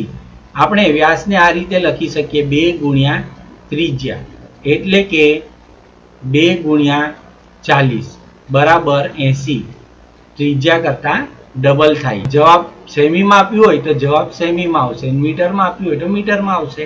અહીંયા ત્રિજ્યા સેમીમાં હતી એટલે વ્યાસ પણ આપણે સેમીમાં દર્શાવીએ, વિકલ્પ ડી. 56. 4 અંકની સૌથી નાની સંખ્યા પછી તરત આવતી સંખ્યા કઈ? ચાલો હવે નાની સંખ્યાની વાત કરે ને તો 00 લખવાનું. ચાલો, એકમ, દશક, સો, હજાર, આ થઈ ગયા 4 અંક, બરાબર. અને જે અંક કીધા હોય ને એટલામાં અંક આપણે એકડો લખવાનો, એટલે 1000 એ 4 અંકની સૌથી નાની સંખ્યા થઈ. તેમાં પછી તરત આવતી સંખ્યા, હવે તરત કઈ આવે? તો આપણે 1 ઉમેરીએ તો તરતની સંખ્યા મળે, તો 1001. 1000 પછી તરત આવતી સંખ્યા આવશે 1001, વિકલ્પ સી. આગળ જુઓ પ્રશ્ન નંબર 57. સંખ્યાઓની કઈ જોડીમાં પહેલી સંખ્યા બીજી સંખ્યા કરતા 200 જેટલી વધારે છે? બે સંખ્યાઓનો તફાવત જોવાનો. 300 અને 500 બંને વચ્ચે કેટલાનો તફાવત છે? તો બંને વચ્ચે 500 માંથી 300 જાય તો 200 નો તફાવત છે, બરાબર. કેટલો તફાવત છે? 200 નો. પછી 535 માંથી 435 જાય તો 100 નો તફાવત છે, બરાબર. અહીંયા પણ 400 માંથી 300 જાય તો 100 નો તફાવત છે. અને આ તરફ જુઓ તો 805 માંથી 605 જાય તો 200 નો તફાવત છે. હવે આપણને કહ્યું છે કે પહેલી સંખ્યા બીજી સંખ્યા કરતા 200 વધારે, એટલે પહેલી સંખ્યા વધારે હોય એટલે પહેલી સંખ્યા મોટી હોવી જોઈએ. હવે આ તફાવત જ જો 100 નો છે તો વિકલ્પ સી આપણો જવાબ નહીં આવે, વિકલ્પ બી પણ આપણો જવાબ નહીં આવે. હવે અહીંયા તફાવત 200 નો છે પણ પહેલી સંખ્યા 200 જેટલી વધારે, એટલે પહેલી સંખ્યા મોટી હોવી જોઈએ. અહીંયા મોટી છે ને પહેલી સંખ્યા 805, એટલે આ આપણો જવાબ છે. વિકલ્પ એ પણ આપણો જવાબ આવશે નહીં. આગળ જુઓ પ્રશ્ન નંબર 58. નીચેનામાંથી કઈ સંખ્યા 15000 અને 20000 ની વચ્ચે આવેલી છે? હવે 15000 અને 20000 ની વચ્ચે 16,000, 17,000, 18,000, 19,000 આ બધી રેન્જની સંખ્યાઓ આવે. આપણે એક કામ કરીએ, આ ગણી કાઢીએ. એકમ, દશક, 100,000, 10,000, લાખ. 1,80,000 આવું અલ્પવિરામ મૂકો ને તો તમે ઝડપથી સંખ્યા વાંચી શકો. 1,80,000. હવે આપણે તો 15 અને 20,000 વચ્ચે, તો અહીંયા તો લાખમાં વાત ગઈ એટલે આ આપણો જવાબ આવે નહીં. બીજું કયું છે 18,095. તો આ 15,000 અને 20,000 વચ્ચે 18,000 તો આવે, તો આ સંખ્યા વચ્ચે આવેલી છે. 15,000 અને 20,000 વચ્ચે 1,000 નહીં આવે. 1,999 તો નાની રકમ થશે, આ ખૂબ મોટી થઈ જશે. અને આ રકમ 20,000 ને 1 આ પણ 20,000 પછી આવતી સંખ્યા છે એટલે આ પણ મોટી થઈ જાય. તો વચ્ચે આવતી સંખ્યા છે 18,095. વિકલ્પ બી એ આપણો જવાબ આવશે. આગળનો પ્રશ્ન જોઈએ, પ્રશ્ન નંબર 59. નીચેનામાંથી સાને 60.08 તરીકે લખી શકાય? ચાલો તો ધ્યાનપૂર્વક જુઓ. હવે મેં તમને કહ્યું હતું કે 0.8 હોય ને તો આ દશાંશ છે, પોઈન્ટ પછી એક રકમ હોય ને તો આને વંચાય 8 દશાંશ. શું વંચાય? 8 દશાંશ. પછી 0.08 હોય તો આને કહેવાય 8 શતાંશ. શું કહેવાય? 8 શતાંશ. પછી 0.008 હોય તો આને કહેવાય 8 સહસ્ત્રાંશ. હવે આગળ સમજો. 8 દશાંશ, દશાંશમાં 10 છુપાયો છે તો 8/10 આ થયું 8 દશાંશ. પછી બીજું જુઓ 8 શતાંશ, આમાં થાય 8/100. ત્રીજું છે 8 સહસ્ત્રાંશ, એમાં સહસ્ત્રાંશ એટલે 1000, 8/1000. હવે આપણી પાસે 0.08 છે ને, આ જુઓ 0.08 છે એટલે આપણે 60 તો આખા છે જ, બરાબર, 60 આખા જ છે. વિકલ્પ સી માં જુઓ. અને 8/100 જોયું, 8/100 તો વિકલ્પ સી એ આપણો જવાબ આવશે. આગળ જોઈએ પ્રશ્ન નંબર 60. જે સંખ્યાને 3 વડે ભાગી શકાય તેવી સંખ્યા શોધો. હવે આપણને ખબર છે કે 3 વડે ભાગી શકાય તો સરવાળો કરવાનો, આપણે સંખ્યાઓના અંકોનો સરવાળો કરવાનો. અને અંકોનો સરવાળાને જો 3 વડે ભાગી શકીએ તો આપણે તે સંખ્યાને 3 વડે ભાગી શકીએ. તો 3 ને 1 4 તો નહીં ચાલે. 2 ને 1 3 તો આ ચાલે. 13, 3 ને 1 4 આ પણ નહીં ચાલે. 2 ને 3 5 આ પણ નહીં ચાલે. તો બીજું સરળ વાત તો એ છે કે આપણે 3 વડે ભાગવાની વાત છે ને તો 3ના ઘડિયામાં જ આ બધી સંખ્યાઓ આવી શકે. 3 સતા 21, 3 વડે આપણે ભાગી શકીએ છીએ 21 ને. વિકલ્પ સી એ આપણો જવાબ આવશે. પ્રશ્ન નંબર 61 જુઓ. રસ્તામાં કેળાની છાલ હતી, ખાલી જગ્યા તેનો પગ લપસી ગયો. ખાલી જગ્યા માટે યોગ્ય વિકલ્પ પસંદ કરો. રસ્તામાં કેળાની છાલ હતી તેથી તેનો પગ લપસી ગયો. પહેલું વાક્ય એ કારણ છે કે રસ્તામાં કેળાની છાલ હતી તેથી તેનો પગ લપસી ગયો. તો આ તો સાચું છે, આવું બોલાય. પણ તેનો પગ લપસી ગયો આવું નહીં બોલાય. છાલ હતી કે તેનો પગ લપસી ગયો, છાલ હતી અને તેનો પગ લપસી ગયો, તો આ બધા બંધ બેસતા વાક્યો નથી. પણ તેથી એ બંધ બેસતો શબ્દ છે, વિકલ્પ છે. આગળ જુઓ પ્રશ્ન નંબર 62. હંસ કન્યાએ તેને કહ્યું ખાલી જગ્યા ખૂબ જ સુંદર દેખાય છે. ખાલી જગ્યા માટે યોગ્ય વિકલ્પ પસંદ કરો. હવે હંસ કન્યાએ તેને કહ્યું કે તે ખૂબ સુંદર દેખાય છે, આવું બોલાય ને, એટલે આપણો જવાબ આવશે વિકલ્પ બી. આગળ જુઓ. પાવરધી શબ્દનો અર્થ નીચેનામાંથી કયો નથી? પાવરધી એટલે નિષ્ણાત, હોશિયાર. તો પાવરધી એટલે હોશિયાર થાય, પાવરધી એટલે નિષ્ણાત થાય, પાવરધી એટલે કુશળ થાય, પણ પાવરધી એટલે આળસી એવું ન થાય. તો આ એના શબ્દનો અર્થ નથી.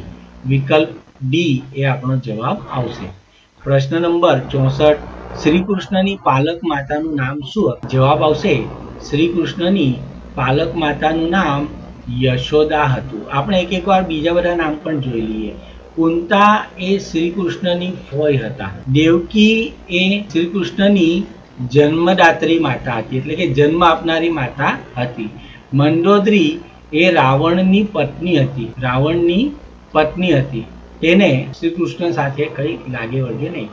યશોદા જે છે તે શ્રી કૃષ્ણની પાલક માતા હતી. પ્રશ્ન નંબર 65. તમારા ઘરની દિવાલની બાજુમાં ઓટલો ચણવા માટે કોનો સંપર્ક કરશો? ઘરની દિવાલની બાજુમાં ઓટલો બનાવવાનો છે. સુથાર. સુથાર તો લાકડામાંથી ફર્નિચર બનાવે. ઓટલો એ કંઈ ફર્નિચર કહેવાય ના, તો સુથારે આપણો જવાબ આવશે નહીં. કડિયો એ મકાનનું ચણતર કરે, અને મકાનનું ચણતર કરે એટલે ઓટલો પણ બનાવે, બરાબર ને? તો આપણે કડિયાને બોલાવશું, હે ને? મકાનનું ચણતર કરે એટલે ઓટલો પણ આપણો બનાવશે. દરજી છે એ કપડાં સીવે. કપડાં સીવે, ઓટલો એ કંઈ કપડાં છે ના. મોચી એ તો ચંપલ પગરખા સીવે. પગરખા એ કંઈ ઓટલો છે ના. પણ કડિયો એ મકાનનું ચણતર કરશે અને તે ઓટલો પણ બનાવશે, તો આપણે એને બોલાવીશું. પ્રશ્ન નંબર 66. માળામાં મોતી પરોવવા શાની જરૂર પડે છે? માળા બનાવવી હોય તો આપણને સોય દોરાની જરૂર પડે. તો દોરો તો છે આપણી પાસે, પણ સોય જોઈએ ને, તો આપણને સોયની જરૂર પડે. તલવારથી તો દોરો કપાઈ જાય. દાંતરડું એ પણ દોરો કાપી નાખે, કંઈ સીવવા માટે થોડું હોય, પરોવવા માટે થોડું હોય. અને મેજર ટેપ પણ માપવા માટે છે. તો સોય આપણને જરૂરી છે મોતી પરોવવા માટે. આગળ જુઓ. 67. સાચી જોડણી જણાવો. તબિયત આ ખોટી જોડણી છે. તબિયત આ પણ ખોટી જોડણી છે. તબિયત આ પણ ખોટી જોડણી છે.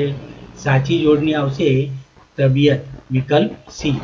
પ્રશ્ન નંબર 68 જુઓ. પગરખા કોણ બનાવે છે? આપણે અત્યારે જ જોઈ ગયા. પગરખા એ મોચી બનાવે છે. મોચી પગરખા બનાવે છે, અને જૂતા પણ બનાવે છે. વિભુ શબ્દનો સમાનાર્થી શબ્દ કયો નથી? જવાબ: વિભુ શબ્દનો સમાનાર્થી શબ્દ ભગવાન તો છે. વિભુ એટલે ભગવાન, વિભુ એટલે ઈશ્વર, વિભુ એટલે પરમાત્મા, પણ વિભુ એટલે દાનવ આ નહીં આવે, બરાબર? તો દાનવ એ વિભુનો સમાનાર્થી શબ્દ નથી. આગળ પ્રશ્ન નંબર 70 જુઓ.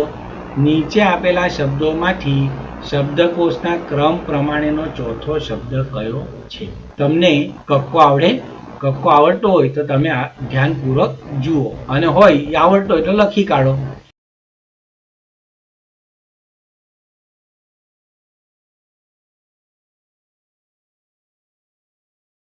હવે આપણે કક્કો લખી કાઢ્યો છે. હવે એક એક કરીને આપણે શબ્દો શોધીએ. તો સૌથી પહેલા કયો શબ્દ આવશે? સૌથી પહેલા કબૂતર, ક આવશે. એટલે ક થી શરૂ થતો શબ્દ છે કબૂતર, તો આ 1 નંબર પર આવશે. પછી ટ આવે, ભ આવે કે મ આવે, આપણે ચેક કરીએ.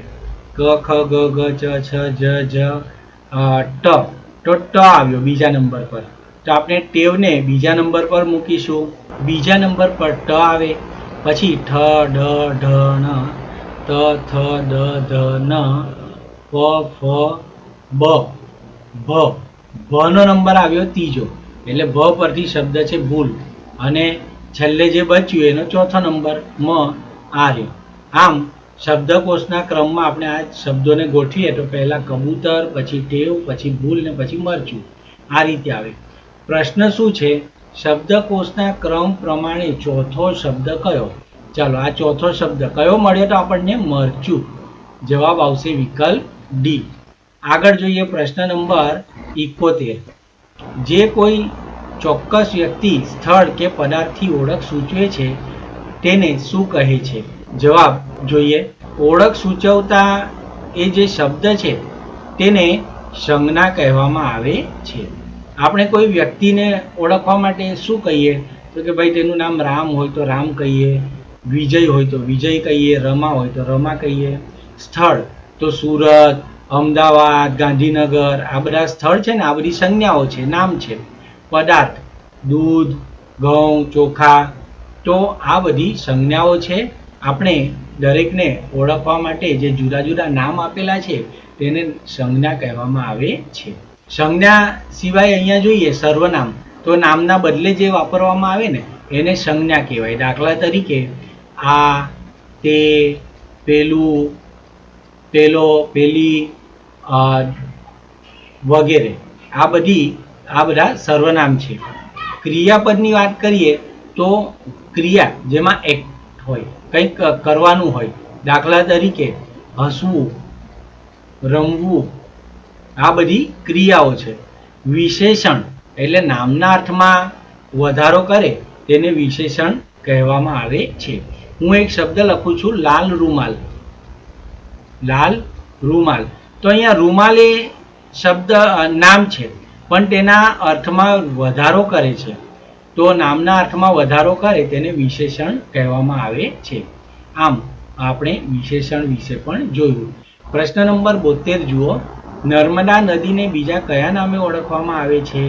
જવાબ, નર્મદા નદીને બીજા રેવાના નામથી ઓળખવામાં આવે છે. પ્રશ્ન નંબર 73, આકાશ શબ્દનો સમાનાર્થી શબ્દ કયો છે?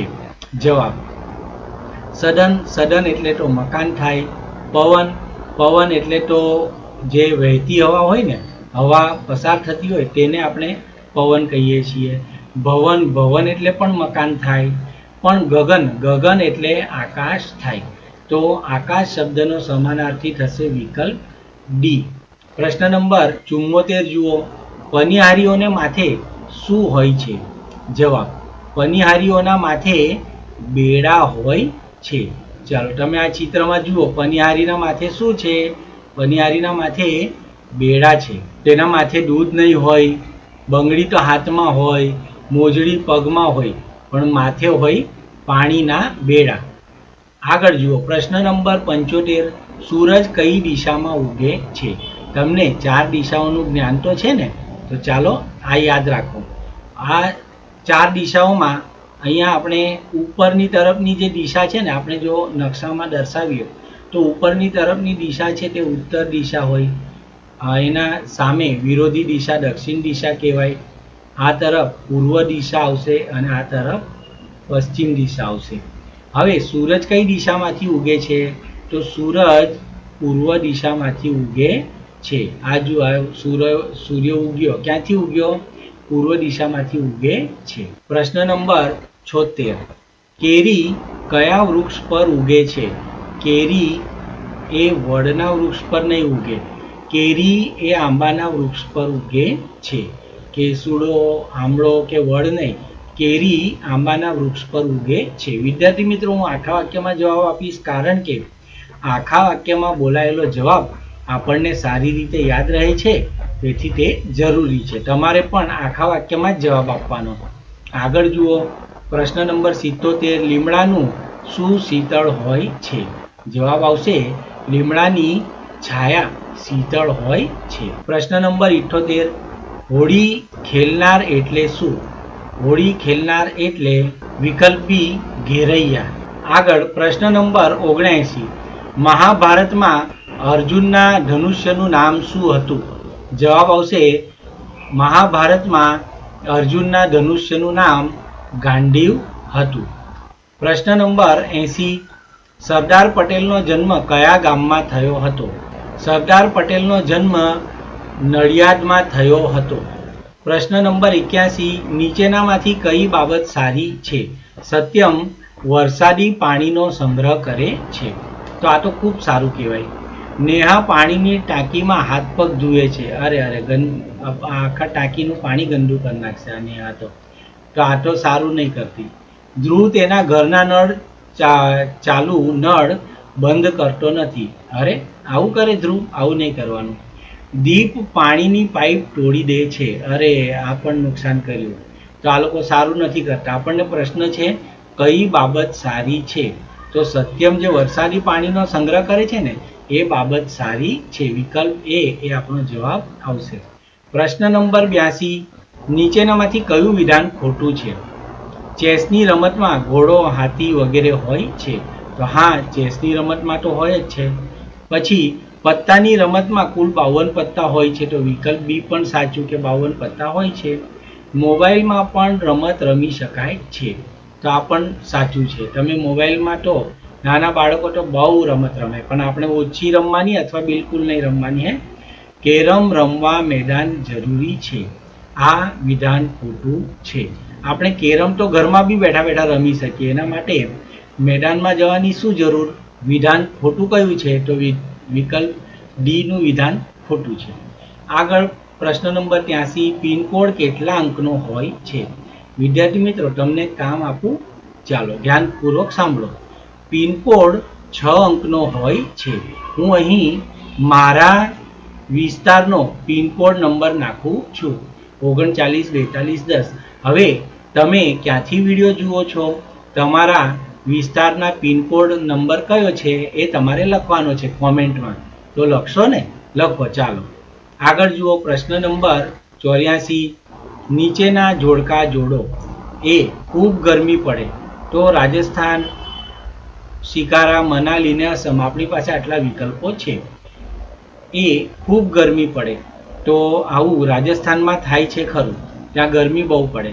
ખૂબ વરસાદ પડે તો અસમમાં ખૂબ વરસાદ પડે.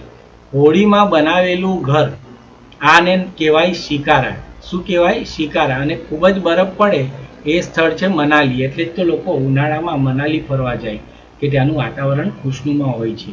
તો પહેલા સાથે 1, બીજા સાથે 4, ત્રીજા સાથે 2 અને પછી કયું આવે? 3. તો 1 4 2 3 આવું ક્યાં છે? 1 4 2 3 આવું છે વિકલ્પ બી માં. તો આપણો જવાબ આવશે વિકલ્પ બી. 85 નંબરનો પ્રશ્ન, નીચેનામાંથી શું જુદું પડે છે? ચાલો ચેક કરીએ. હળદર એ શું છે? હળદર એ મસાલો છે. શું છે? મસાલો. કોબીજ, કોબીજ એ શાકભાજી છે. હિંગ, હિંગ એ પણ મસાલો છે. અજમો, અજમો એ પણ એક મસાલો છે. તો અલગ શું પડ્યું? કોબીજ, કારણ કે તે તો શાકભાજી છે, બધા નામ મસાલાના હતા. પ્રશ્ન નંબર 86, ઝરણાનું ફ્રોક ફાટી ગયું છે તો તેને કોની પાસે સંધાવશે? તો એ જશે મિકેનિક પાસે નહીં જાય, કારણ મિકેનિક તો શું કરે? મશીન સુધારે, મશીન બગડેલું મશીન સુધારે. સુથાર શું કરે? લાકડામાંથી ફર્નિચર બનાવે, બરાબર ને? ત્યાર પછી મોચી શું કરશે? મોચી પગરખા સીવશે, પણ એના કંઈ પગરખા થોડા ફાટી ગયા કે તૂટી ગયા છે, એનું તો ફ્રોક ફાટી ગયું. ફ્રોક એટલે કપડાનું બનેલું હોય, અને કપડાં સીવવાનું કામ કોણ કરે? દરજી. તો ઝરણા દરજી પાસે તેનો ફ્રોક સંધાવશે, વિકલ્પ સી. આગળ જુઓ. પ્રશ્ન નંબર 87, નીચેનામાંથી કઈ વસ્તુ ઘઉંમાંથી બનતી નથી? પ્રશ્ન 87, નીચેનામાંથી કઈ વસ્તુ ઘઉંમાંથી બનતી નથી? બિસ્કિટ, તો બિસ્કિટ તો ઘઉંમાંથી બને. રોટલી, રોટલી પણ ઘઉંમાંથી બને. પાઉં, પાઉં પણ ઘઉંમાંથી બને. પણ પુલાવ, પુલાવ એ તો ચોખામાંથી બને છે, ચોખાની વાનગી છે આ, એટલે એ ઘઉંમાંથી બનતી નથી. વિકલ્પ ડી એ આપણો જવાબ છે. આગળ જુઓ. પ્રશ્ન number 88, petrol, diesel, crude oil વગેરે માટે નીચેના પૈકી કયો શબ્દ વપરાય છે? જવાબ આવશે ખનિજ તેલ. પ્રશ્ન નંબર 89, છોડ ઉપર ખીલતું ફૂલ કયું છે? મધુમાલતી, ગુલાબ. તમે આવું નામ સાંભળ્યું છે? ગુલાબનો છોડ સાંભળ્યો છે ને આ શબ્દ? તો ગુલાબ એ છોડ ઉપર ખીલતું ફૂલ છે. પ્રશ્ન નંબર 90, હાથીના બચ્ચાને કયા નામે ઓળખવામાં આવે છે? જવાબ, હાથીના બચ્ચાને મદનિયું નામે ઓળખવામાં આવે છે. વિકલ્પ એ આપણો જવાબ આવશે. હાથીના બચ્ચાને શું કહેવાય? મદનિયું. ચાલો આગળ જુઓ. વાછરડું, વાછરડું એ ગાયના બચ્ચાને કહેવામાં આવે, બરાબર. બોટડું, બોટડું એ ઊંટના બચ્ચાને કહેવામાં આવે છે. અને ગલુડિયું એ કૂતરાના બચ્ચાને કહેવામાં આવે છે. પ્રશ્ન નંબર 91, મહેશ ગુજરાતના પાલનપુર શહેરમાં રહે છે, શહેર છે. તેમના વિસ્તારમાં ભારે વરસાદના કારણે રસ્તાઓ ખરાબ થઈ ગયા છે. તો રસ્તાના સમારકામ માટે તેણે ક્યાં ફરિયાદ કરવી જોઈએ? તો અહીંયા લખ્યું છે પોલીસ સ્ટેશનમાં. ના ભાઈ, રસ્તા ખરાબ થાય તો પોલીસ સ્ટેશનમાં શું કામ જવાનું? ટ્રાફિક પોલીસ સ્ટેશનમાં ના. રસ્તા ખરાબ થઈ ગયા એ ટ્રાફિક પોલીસ સ્ટેશનનું જે કામ છે એ ટ્રાફિકનું નિયમન કરવાનું છે, રસ્તા બનાવવાનું નથી. નગર નિગમની કચેરીમાં આ સાચું આવશે. હવામાન ખાતામાં તો આપણને હવામાનની માહિતી મળે એટલે ત્યાં પણ નહીં જવાનું. એટલે મહેશે ફરિયાદ કરવા માટે નગર નિગમની કચેરીમાં જવાનું છે. પ્રશ્ન નંબર 92, દરિયામાં રહેલી માછલીઓ શ્વાસ લેવા માટે ઓક્સિજન ક્યાંથી મેળવે છે? ચાલો, માછલીઓ પાણીમાં ઓગળેલા ઓક્સિજનને શ્વાસમાં લે છે. તો આ સાચું છે. તેઓ કંઈ શ્વાસ લેવા માટે સપાટી પર આવતા નથી. માછલીઓ દરિયાઈ નીંદણમાંથી ઓક્સિજન મેળવે છે એવું પણ નથી. માછલીઓને શ્વાસ લેવા માટે ઓક્સિજનની જરૂર પડતી નથી, આવું પણ નથી. મેં તમને કહ્યું તેમ કે પાણીમાં જે ઓગળેલો ઓક્સિજન હોય ને તેને માછલીઓ શ્વાસમાં લે છે. પ્રશ્ન નંબર 93, નીચેનામાંથી આપણાથી સૌથી દૂર શું છે? ઉડતું વિમાન, ઉડતો કાગડો, વાદળ, ચંદ્ર. જવાબ આવશે આપણાથી સૌથી દૂર ચંદ્ર છે. કારણ કે ચંદ્ર છે ને લગભગ 15 લાખ કિલોમીટર જેટલો દૂર છે. ઉડતું વિમાન કદાચ આપણે ગણીએ તો 100, 200, 500 કિલોમીટર દૂર હોય. ઉડતો કાગડો પણ બહુ દૂર નહીં ઉડે, વાદળ પણ બહુ દૂર નહીં જાય, પૃથ્વીની બહાર નહીં જાય, વાતાવરણની બહાર. પણ ચંદ્ર એ તો સૌથી દૂર આવેલો છે. આપણો જવાબ આવશે વિકલ્પ સી, ચંદ્ર એ સૌથી દૂર છે આપેલ વિકલ્પો પૈકી. પ્રશ્ન નંબર 94, બેક્ટેરિયાની મદદથી નીચેનામાંથી શું બને છે? સાબુ ના, રાંધણ તેલ ના, પાવડર ના, દહીં. આ જવાબ સાચો આવે. તમે કહેશો હે દહીં એ બેક્ટેરિયા બનાવે છે?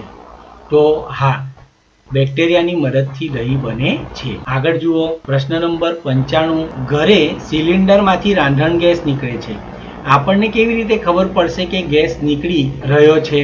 હવે ગેસ નીકળે અને આપણને ખબર નહીં પડે ને આપણે માચીસ સળગાવવા જઈએ કે લાઇટર સળગાવવા જઈએ ને તો ખૂબ મોટો ધડાકો થાય. આવું ન થાય એટલા માટે રાંધણ ગેસમાં દુર્ગંધ મારતો એટલે કે વાસ મારતો એક વાયુ ભેળવવામાં આવે છે અને એ વાયુના કારણે આપણને ખબર પડી જાય છે.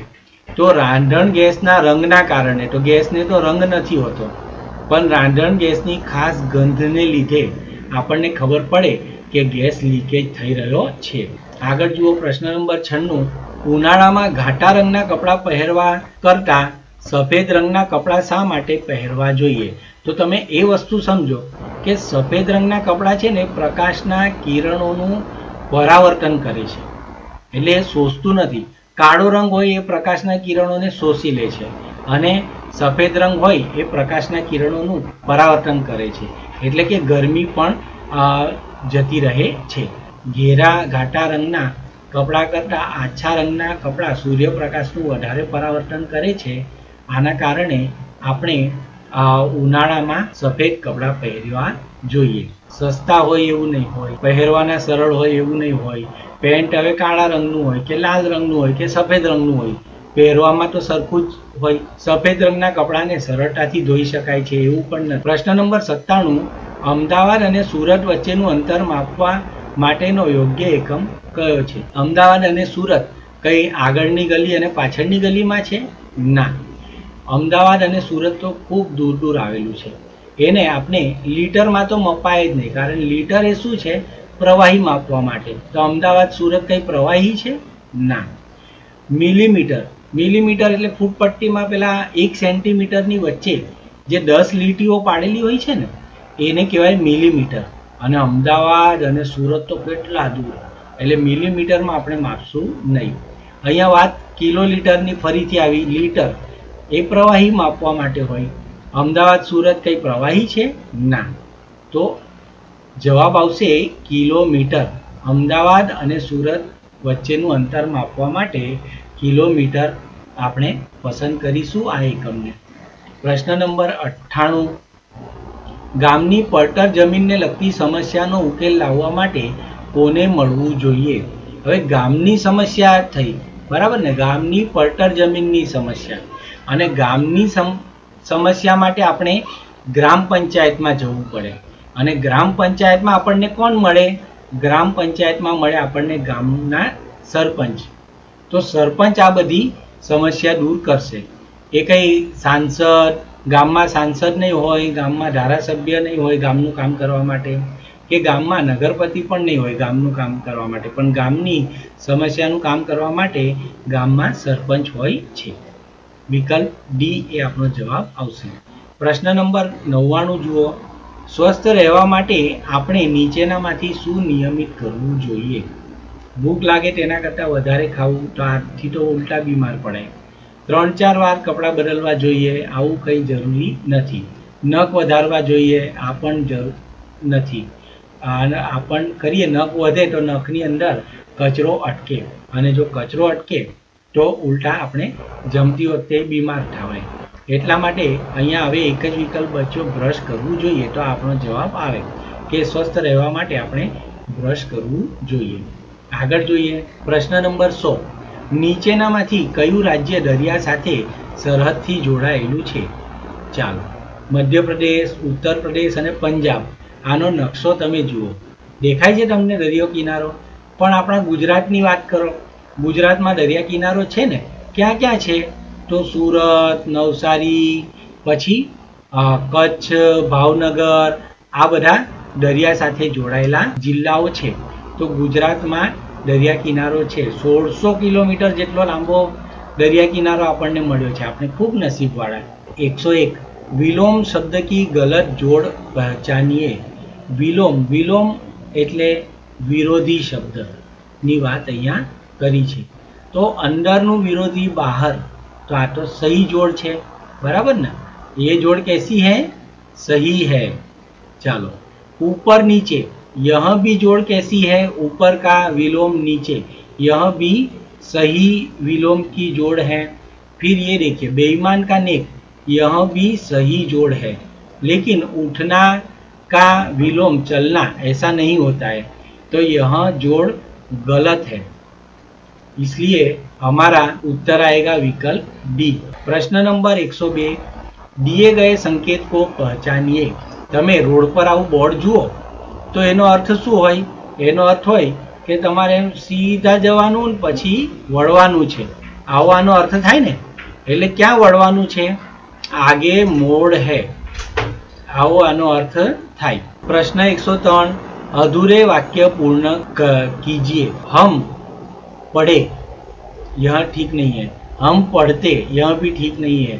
हम पढ़ता है, यह भी ठीक नहीं है. लेकिन ये वाक्य देखो, हम पढ़ना चाहते हैं, यह वाक्य अच्छी तरह से है. तो अधूरा वाक्य पूर्ण करने में विकल्प सी अपना जवाब आएगा. प्रश्न नंबर 104. रेखांकित किया गया शब्द का उपयोग करके रिक्त स्थान की पूर्ति कीजिए. ये देखो, ये रिक्त स्थान है और इसका शब्द का प्रयोग करना है. पोरबंदर गांव में लोग हमेशा शांति से रहते हैं. तो लोग रहते हैं, यह सही लगता है, बराबर ना? लोग रह रहा था, यह नहीं ठीक है. लोग रहा, यह भी ठीक नहीं है. लोग रहना, यह भी ठीक नहीं है. तो वाक्य कैसा है? अच्छा वाक्य. पोरबंदर गांव में लोग हमेशा शांति से रहते हैं. विकल्प ए अपना जवाब आएगा. प्रश्न नंबर 105. नीचे दिए गए शब्दों की गलत जोड़ पहचानिए. टांगा, टांगा यानी घोड़ा गाड़ी, सही है. हेलीकॉप्टर, हेलीकॉप्टर को हिंदी में, गुजराती में हेलीकॉप्टर ही कहते हैं. बैलगाड़ी यानी बળદગાડું, આ પણ સાચું છે. પણ વિમાન એટલે ઉડન ખટોલા, આવું એનો અર્થ થાય નહીં. ચાલો, તમને ઉડન ખટોલા જોવું છે? જુઓ, આ ઉડન ખટોલા છે. તો એ ગલત જોડ है विमान के साथ. विकल्प डी ये अपनो जवाब आवશે. प्रश्न नंबर 106. नीचे दिए गए अंक की अंग्रेजी अंक के विकल्प की गलत जोड़ पहचानिए. चलो, यहाँ लिखा है हिंदी में 29 और यहाँ लिखा है अंग्रेजी में 26. तो 29 और 26 ये तो गलत जोड़ हो गई ना, बराबर ना? तो यहाँ गलत जोड़ है. 16 हिंदी में, 16 अंग्रेजी में, यह सही जोड़ है. 14 हिंदी में, 14 अंग्रेजी में, यह भी सही जोड़ है। यह अंग्रेजी में 9 और हिंदी में 9, यह भी सही जोड़ है। तो गलत जोड़ कौन सी है, पहचाना ना, यह 29 लिखा है। विकल्प ए अपना जवाब आएगा। આપણો જવાબ આવશે। હવે પ્રશ્ન 107 જુઓ, અધૂરે વાક્ય પૂર્ણ કીजिए। बच्चे खेल रहे हैं, पहलू बच्चे खेल रहता था, नहीं आवे। बच्चे खेल रहा है, आ पण नहीं आवे। एक बाळक रमे ने, एक वचन कि बच्चा खेल रहा है तो बराबर। बच्चे खेल रहते थे, आ पण नहीं। હવે ફરીથી હું વાંચું છું, बच्चे खेल रहे हैं, यह परफेक्ट लगता है ना, यह सही लगता है ना, तो अधूरा वाक्य का जवाब आएगा विकल्प ए। प्रश्न नंबर 108, अंक एवं शब्दों की गलत जोड़ पहचानिए। चलो इधर देखो, 49, यह 49 लिखा है जो सही है। यह लिखा है 16 और शब्द में क्या है 26, तो यह गलत जोड़ है। 39 यह भी सही जोड़ है। 29 यह भी सही जोड़ है, लेकिन विकल्प बी जहाँ अंक में 16 लिखा है और शब्द में 26 लिखा है, तो यह गलत जोड़ हुई। विकल्प बी अपना उत्तर आएगा। प्रश्न नंबर 109, रिक्त स्थान की पूर्ति कीजिए। हमें खाली जगह खिलौना चाहिए। हमें कैसे खिलौना चाहिए, खिलौना આવું છે, ખીલોને નથી એટલે कैसे નહીં આવે। केस, केस એટલે તો વાળ થાય। हमें किसने खिलौना चाहिए, આવું પણ નહીં આવે। હવે ખિલોના છે તો कैसा આવશે, कैसा खिलौना। हमें कैसा खिलौना चाहिए, तो તમે જ્યારે વાક્ય વાંચો અને એક એક કરીને શબ્દ મૂકી જુઓ વિકલ્પમાંના, તો તમને ખબર પડી જશે કે તમારો કયો જવાબ સાચો છે, હે ને। ખૂબ સરળ છે। પ્રશ્ન નંબર 110, ગલત જોડ પહચાનીએ। ગ્વારફલી, ગુવાર સિંહ, તો હા સાચું છે। પરવર, પરવળ, આ પણ સાચું છે। અદરક, અદરક એટલે અળવી એવું નહીં થાય, બરાબર। આપણે ચામાં નાખતા હોઈએ અદરક, અદરક માટે ગુજરાતીમાં પણ અદરક શબ્દ છે। હવે તુર્યું, તુરઈનું તુર્યું, આ પણ સહી છે। આપણો જવાબ આવશે ગલત જોડ है અદરક के साथ અળવી। પ્રશ્ન નંબર 111, નીચે આપેલ સ્પેલિંગમાંથી હાથીનો અંગ્રેજી સ્પેલિંગ શોધો। હવે હાથીને અંગ્રેજીમાં એલિફન્ટ કહેવાય। તમે સ્પેલિંગો મોઢે કરી છે? ન કરી હોય તો ચાલો કરી લો બધી, હે, કારણ થોડાક અમુક શબ્દ છે એ જનરલ નોલેજની જોડણીઓ તમારે ખાસ યાદ કરી લેવી જોઈએ। ધીસ, ધેટ, એલિફન્ટ, થોડા પ્રાણીઓના નામ, બે ચાર પક્ષીઓના નામ। હવે એલિફન્ટની સાચી સ્પેલિંગ આવે ELEPHANT, વિકલ્પ એ સાચી જોડણી છે, સાચી અંગ્રેજી સ્પેલિંગ છે। બોક્સનું બહુવચન શું થાય? જવાબ, બોક્સનું બહુવચન બોક્સીસ થાય છે। હવે સામાન્ય રીતે અંગ્રેજીમાં બહુવચન બનાવવા માટે SKES લાગે છે। શેમાં એસ લાગશે ને શેમાં ES લાગશે એના જુદા જુદા નિયમો છે। હવે અહીંયા ES લાગશે, આમ બોક્સનું બહુવચન બનશે બોક્સીસ। પ્રશ્ન નંબર 113, ધીસ આર 6 ખાલી જગ્યા on the table. Pencils, pencils એ બહુવચન છે। શું છે? બહુવચન। માર્બલ એ એક વચન છે, માર્બલ એટલે લખોટી, એ એક વચનમાં લખેલું છે। બોક્સ એટલે ડબ્બો, પેટી, આ પણ એક વચન છે। અને બોલ, બોલ એટલે દડો, આ પણ એક વચન છે। પણ એક વચન માટે તો એક જ દડો કે એક જ માર્બલ કે એક જ બોક્સ હોવું જોઈએ ને, પણ અહીંયા તો શું કહ્યું છે 6, તો પેન્સિલ્સ આ સાથે આવશે, બરાબર ને, બહુવચન શબ્દ આવશે ને, એટલે પેન્સિલ એ આપણો જવાબ આવશે। પ્રશ્ન નંબર 114, where is Kavya going to the school નો ઉપયોગ કરી સાચું વાક્ય બનાવો। જુઓ એ ક્યાં જાય છે, તો જવાબ એનો પાછો ટુ ધ સ્કૂલ છે, તો Kavya is going to the school, આ એનું સાચું વાક્ય બનશે। ખોટા વાક્ય જુઓ, Kavya is to the school going, આવું નહીં આવે। ઇઝ ગોઈંગ, ધ ગોઈંગ, આ બધું ગોઈંગ છે ને પાછળ નહીં આવે, એ ઇઝ સાથે આવશે।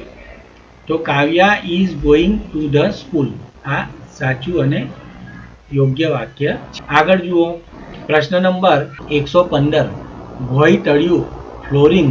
અહીંયા પહેલાનું અંગ્રેજી બીજું છે છત, ત્રીજાનું અંગ્રેજી શું થાય તો જવાબ આવશે રૂફ. રૂફ એટલે છાપરું, છત. એમ સીલિંગ એટલે પણ છત થાય. પ્રશ્ન નંબર 116 એપલ, મેંગો, વોટરમેલન. આ બધું શું છે તો એપલ એ ફળ છે, બરાબર, સફરજન. મેંગો એટલે આંબો, કેરી, આ પણ એક ફળ છે. વોટરમેલન એટલે તરબૂચ, તો આ પણ એક ફળ છે. પોટાટો, પોટાટો એ શું આવશે શાકભાજી આવશે. તો એ કંઈ અહીંયા આગળ ખાલી જગ્યામાં શાકભાજી થોડા લખવાના, બધા ફળના નામ લખાઈ રહ્યા છે તો આપણે ફળનું નામ જ લખશું ને. ઓનિયન, ઓનિયન એટલે શું થાય કાંદા, કાંદા એ કંઈ ફળ નથી, બરાબર, કંદમૂળ છે તો કંદ છે. બ્રિંજલ, બ્રિંજલ એટલે શું ખબર છે બ્રિંજલ એટલે રીંગણ, રીંગણ એ પણ શાકભાજી છે. આપણે તો કોનું નામ લખવાનું છે ફળનું નામ લખવાનું છે. તો ગ્રેપ્સ, ગ્રેપ્સ એટલે શું આવે દ્રાક્ષ, દ્રાક્ષ એ ફળનું નામ છે. તો આપણે આગળ જતા શું લખીશું અહીંયા જવાબમાં ગ્રેપ્સ લખીશું ને આપણો જવાબ આવશે વિકલ્પ સી. પ્રશ્ન નંબર 117 ધીસ ઇઝ અ લીફ. બહુવચનમાં બનતું વાક્ય. તો બહુવચનમાં લીફનું બહુવચન થાય લીવ્સ, પણ અને ધીસનું આ જે બહુવચન છે ને આ ધીસ થાય, પણ ધીસ સાથે આર લાગે. શું લાગે ધીસ સાથે આર લાગે, તો ધીસ આર લીવ્સ આ આપણો જવાબ આવશે.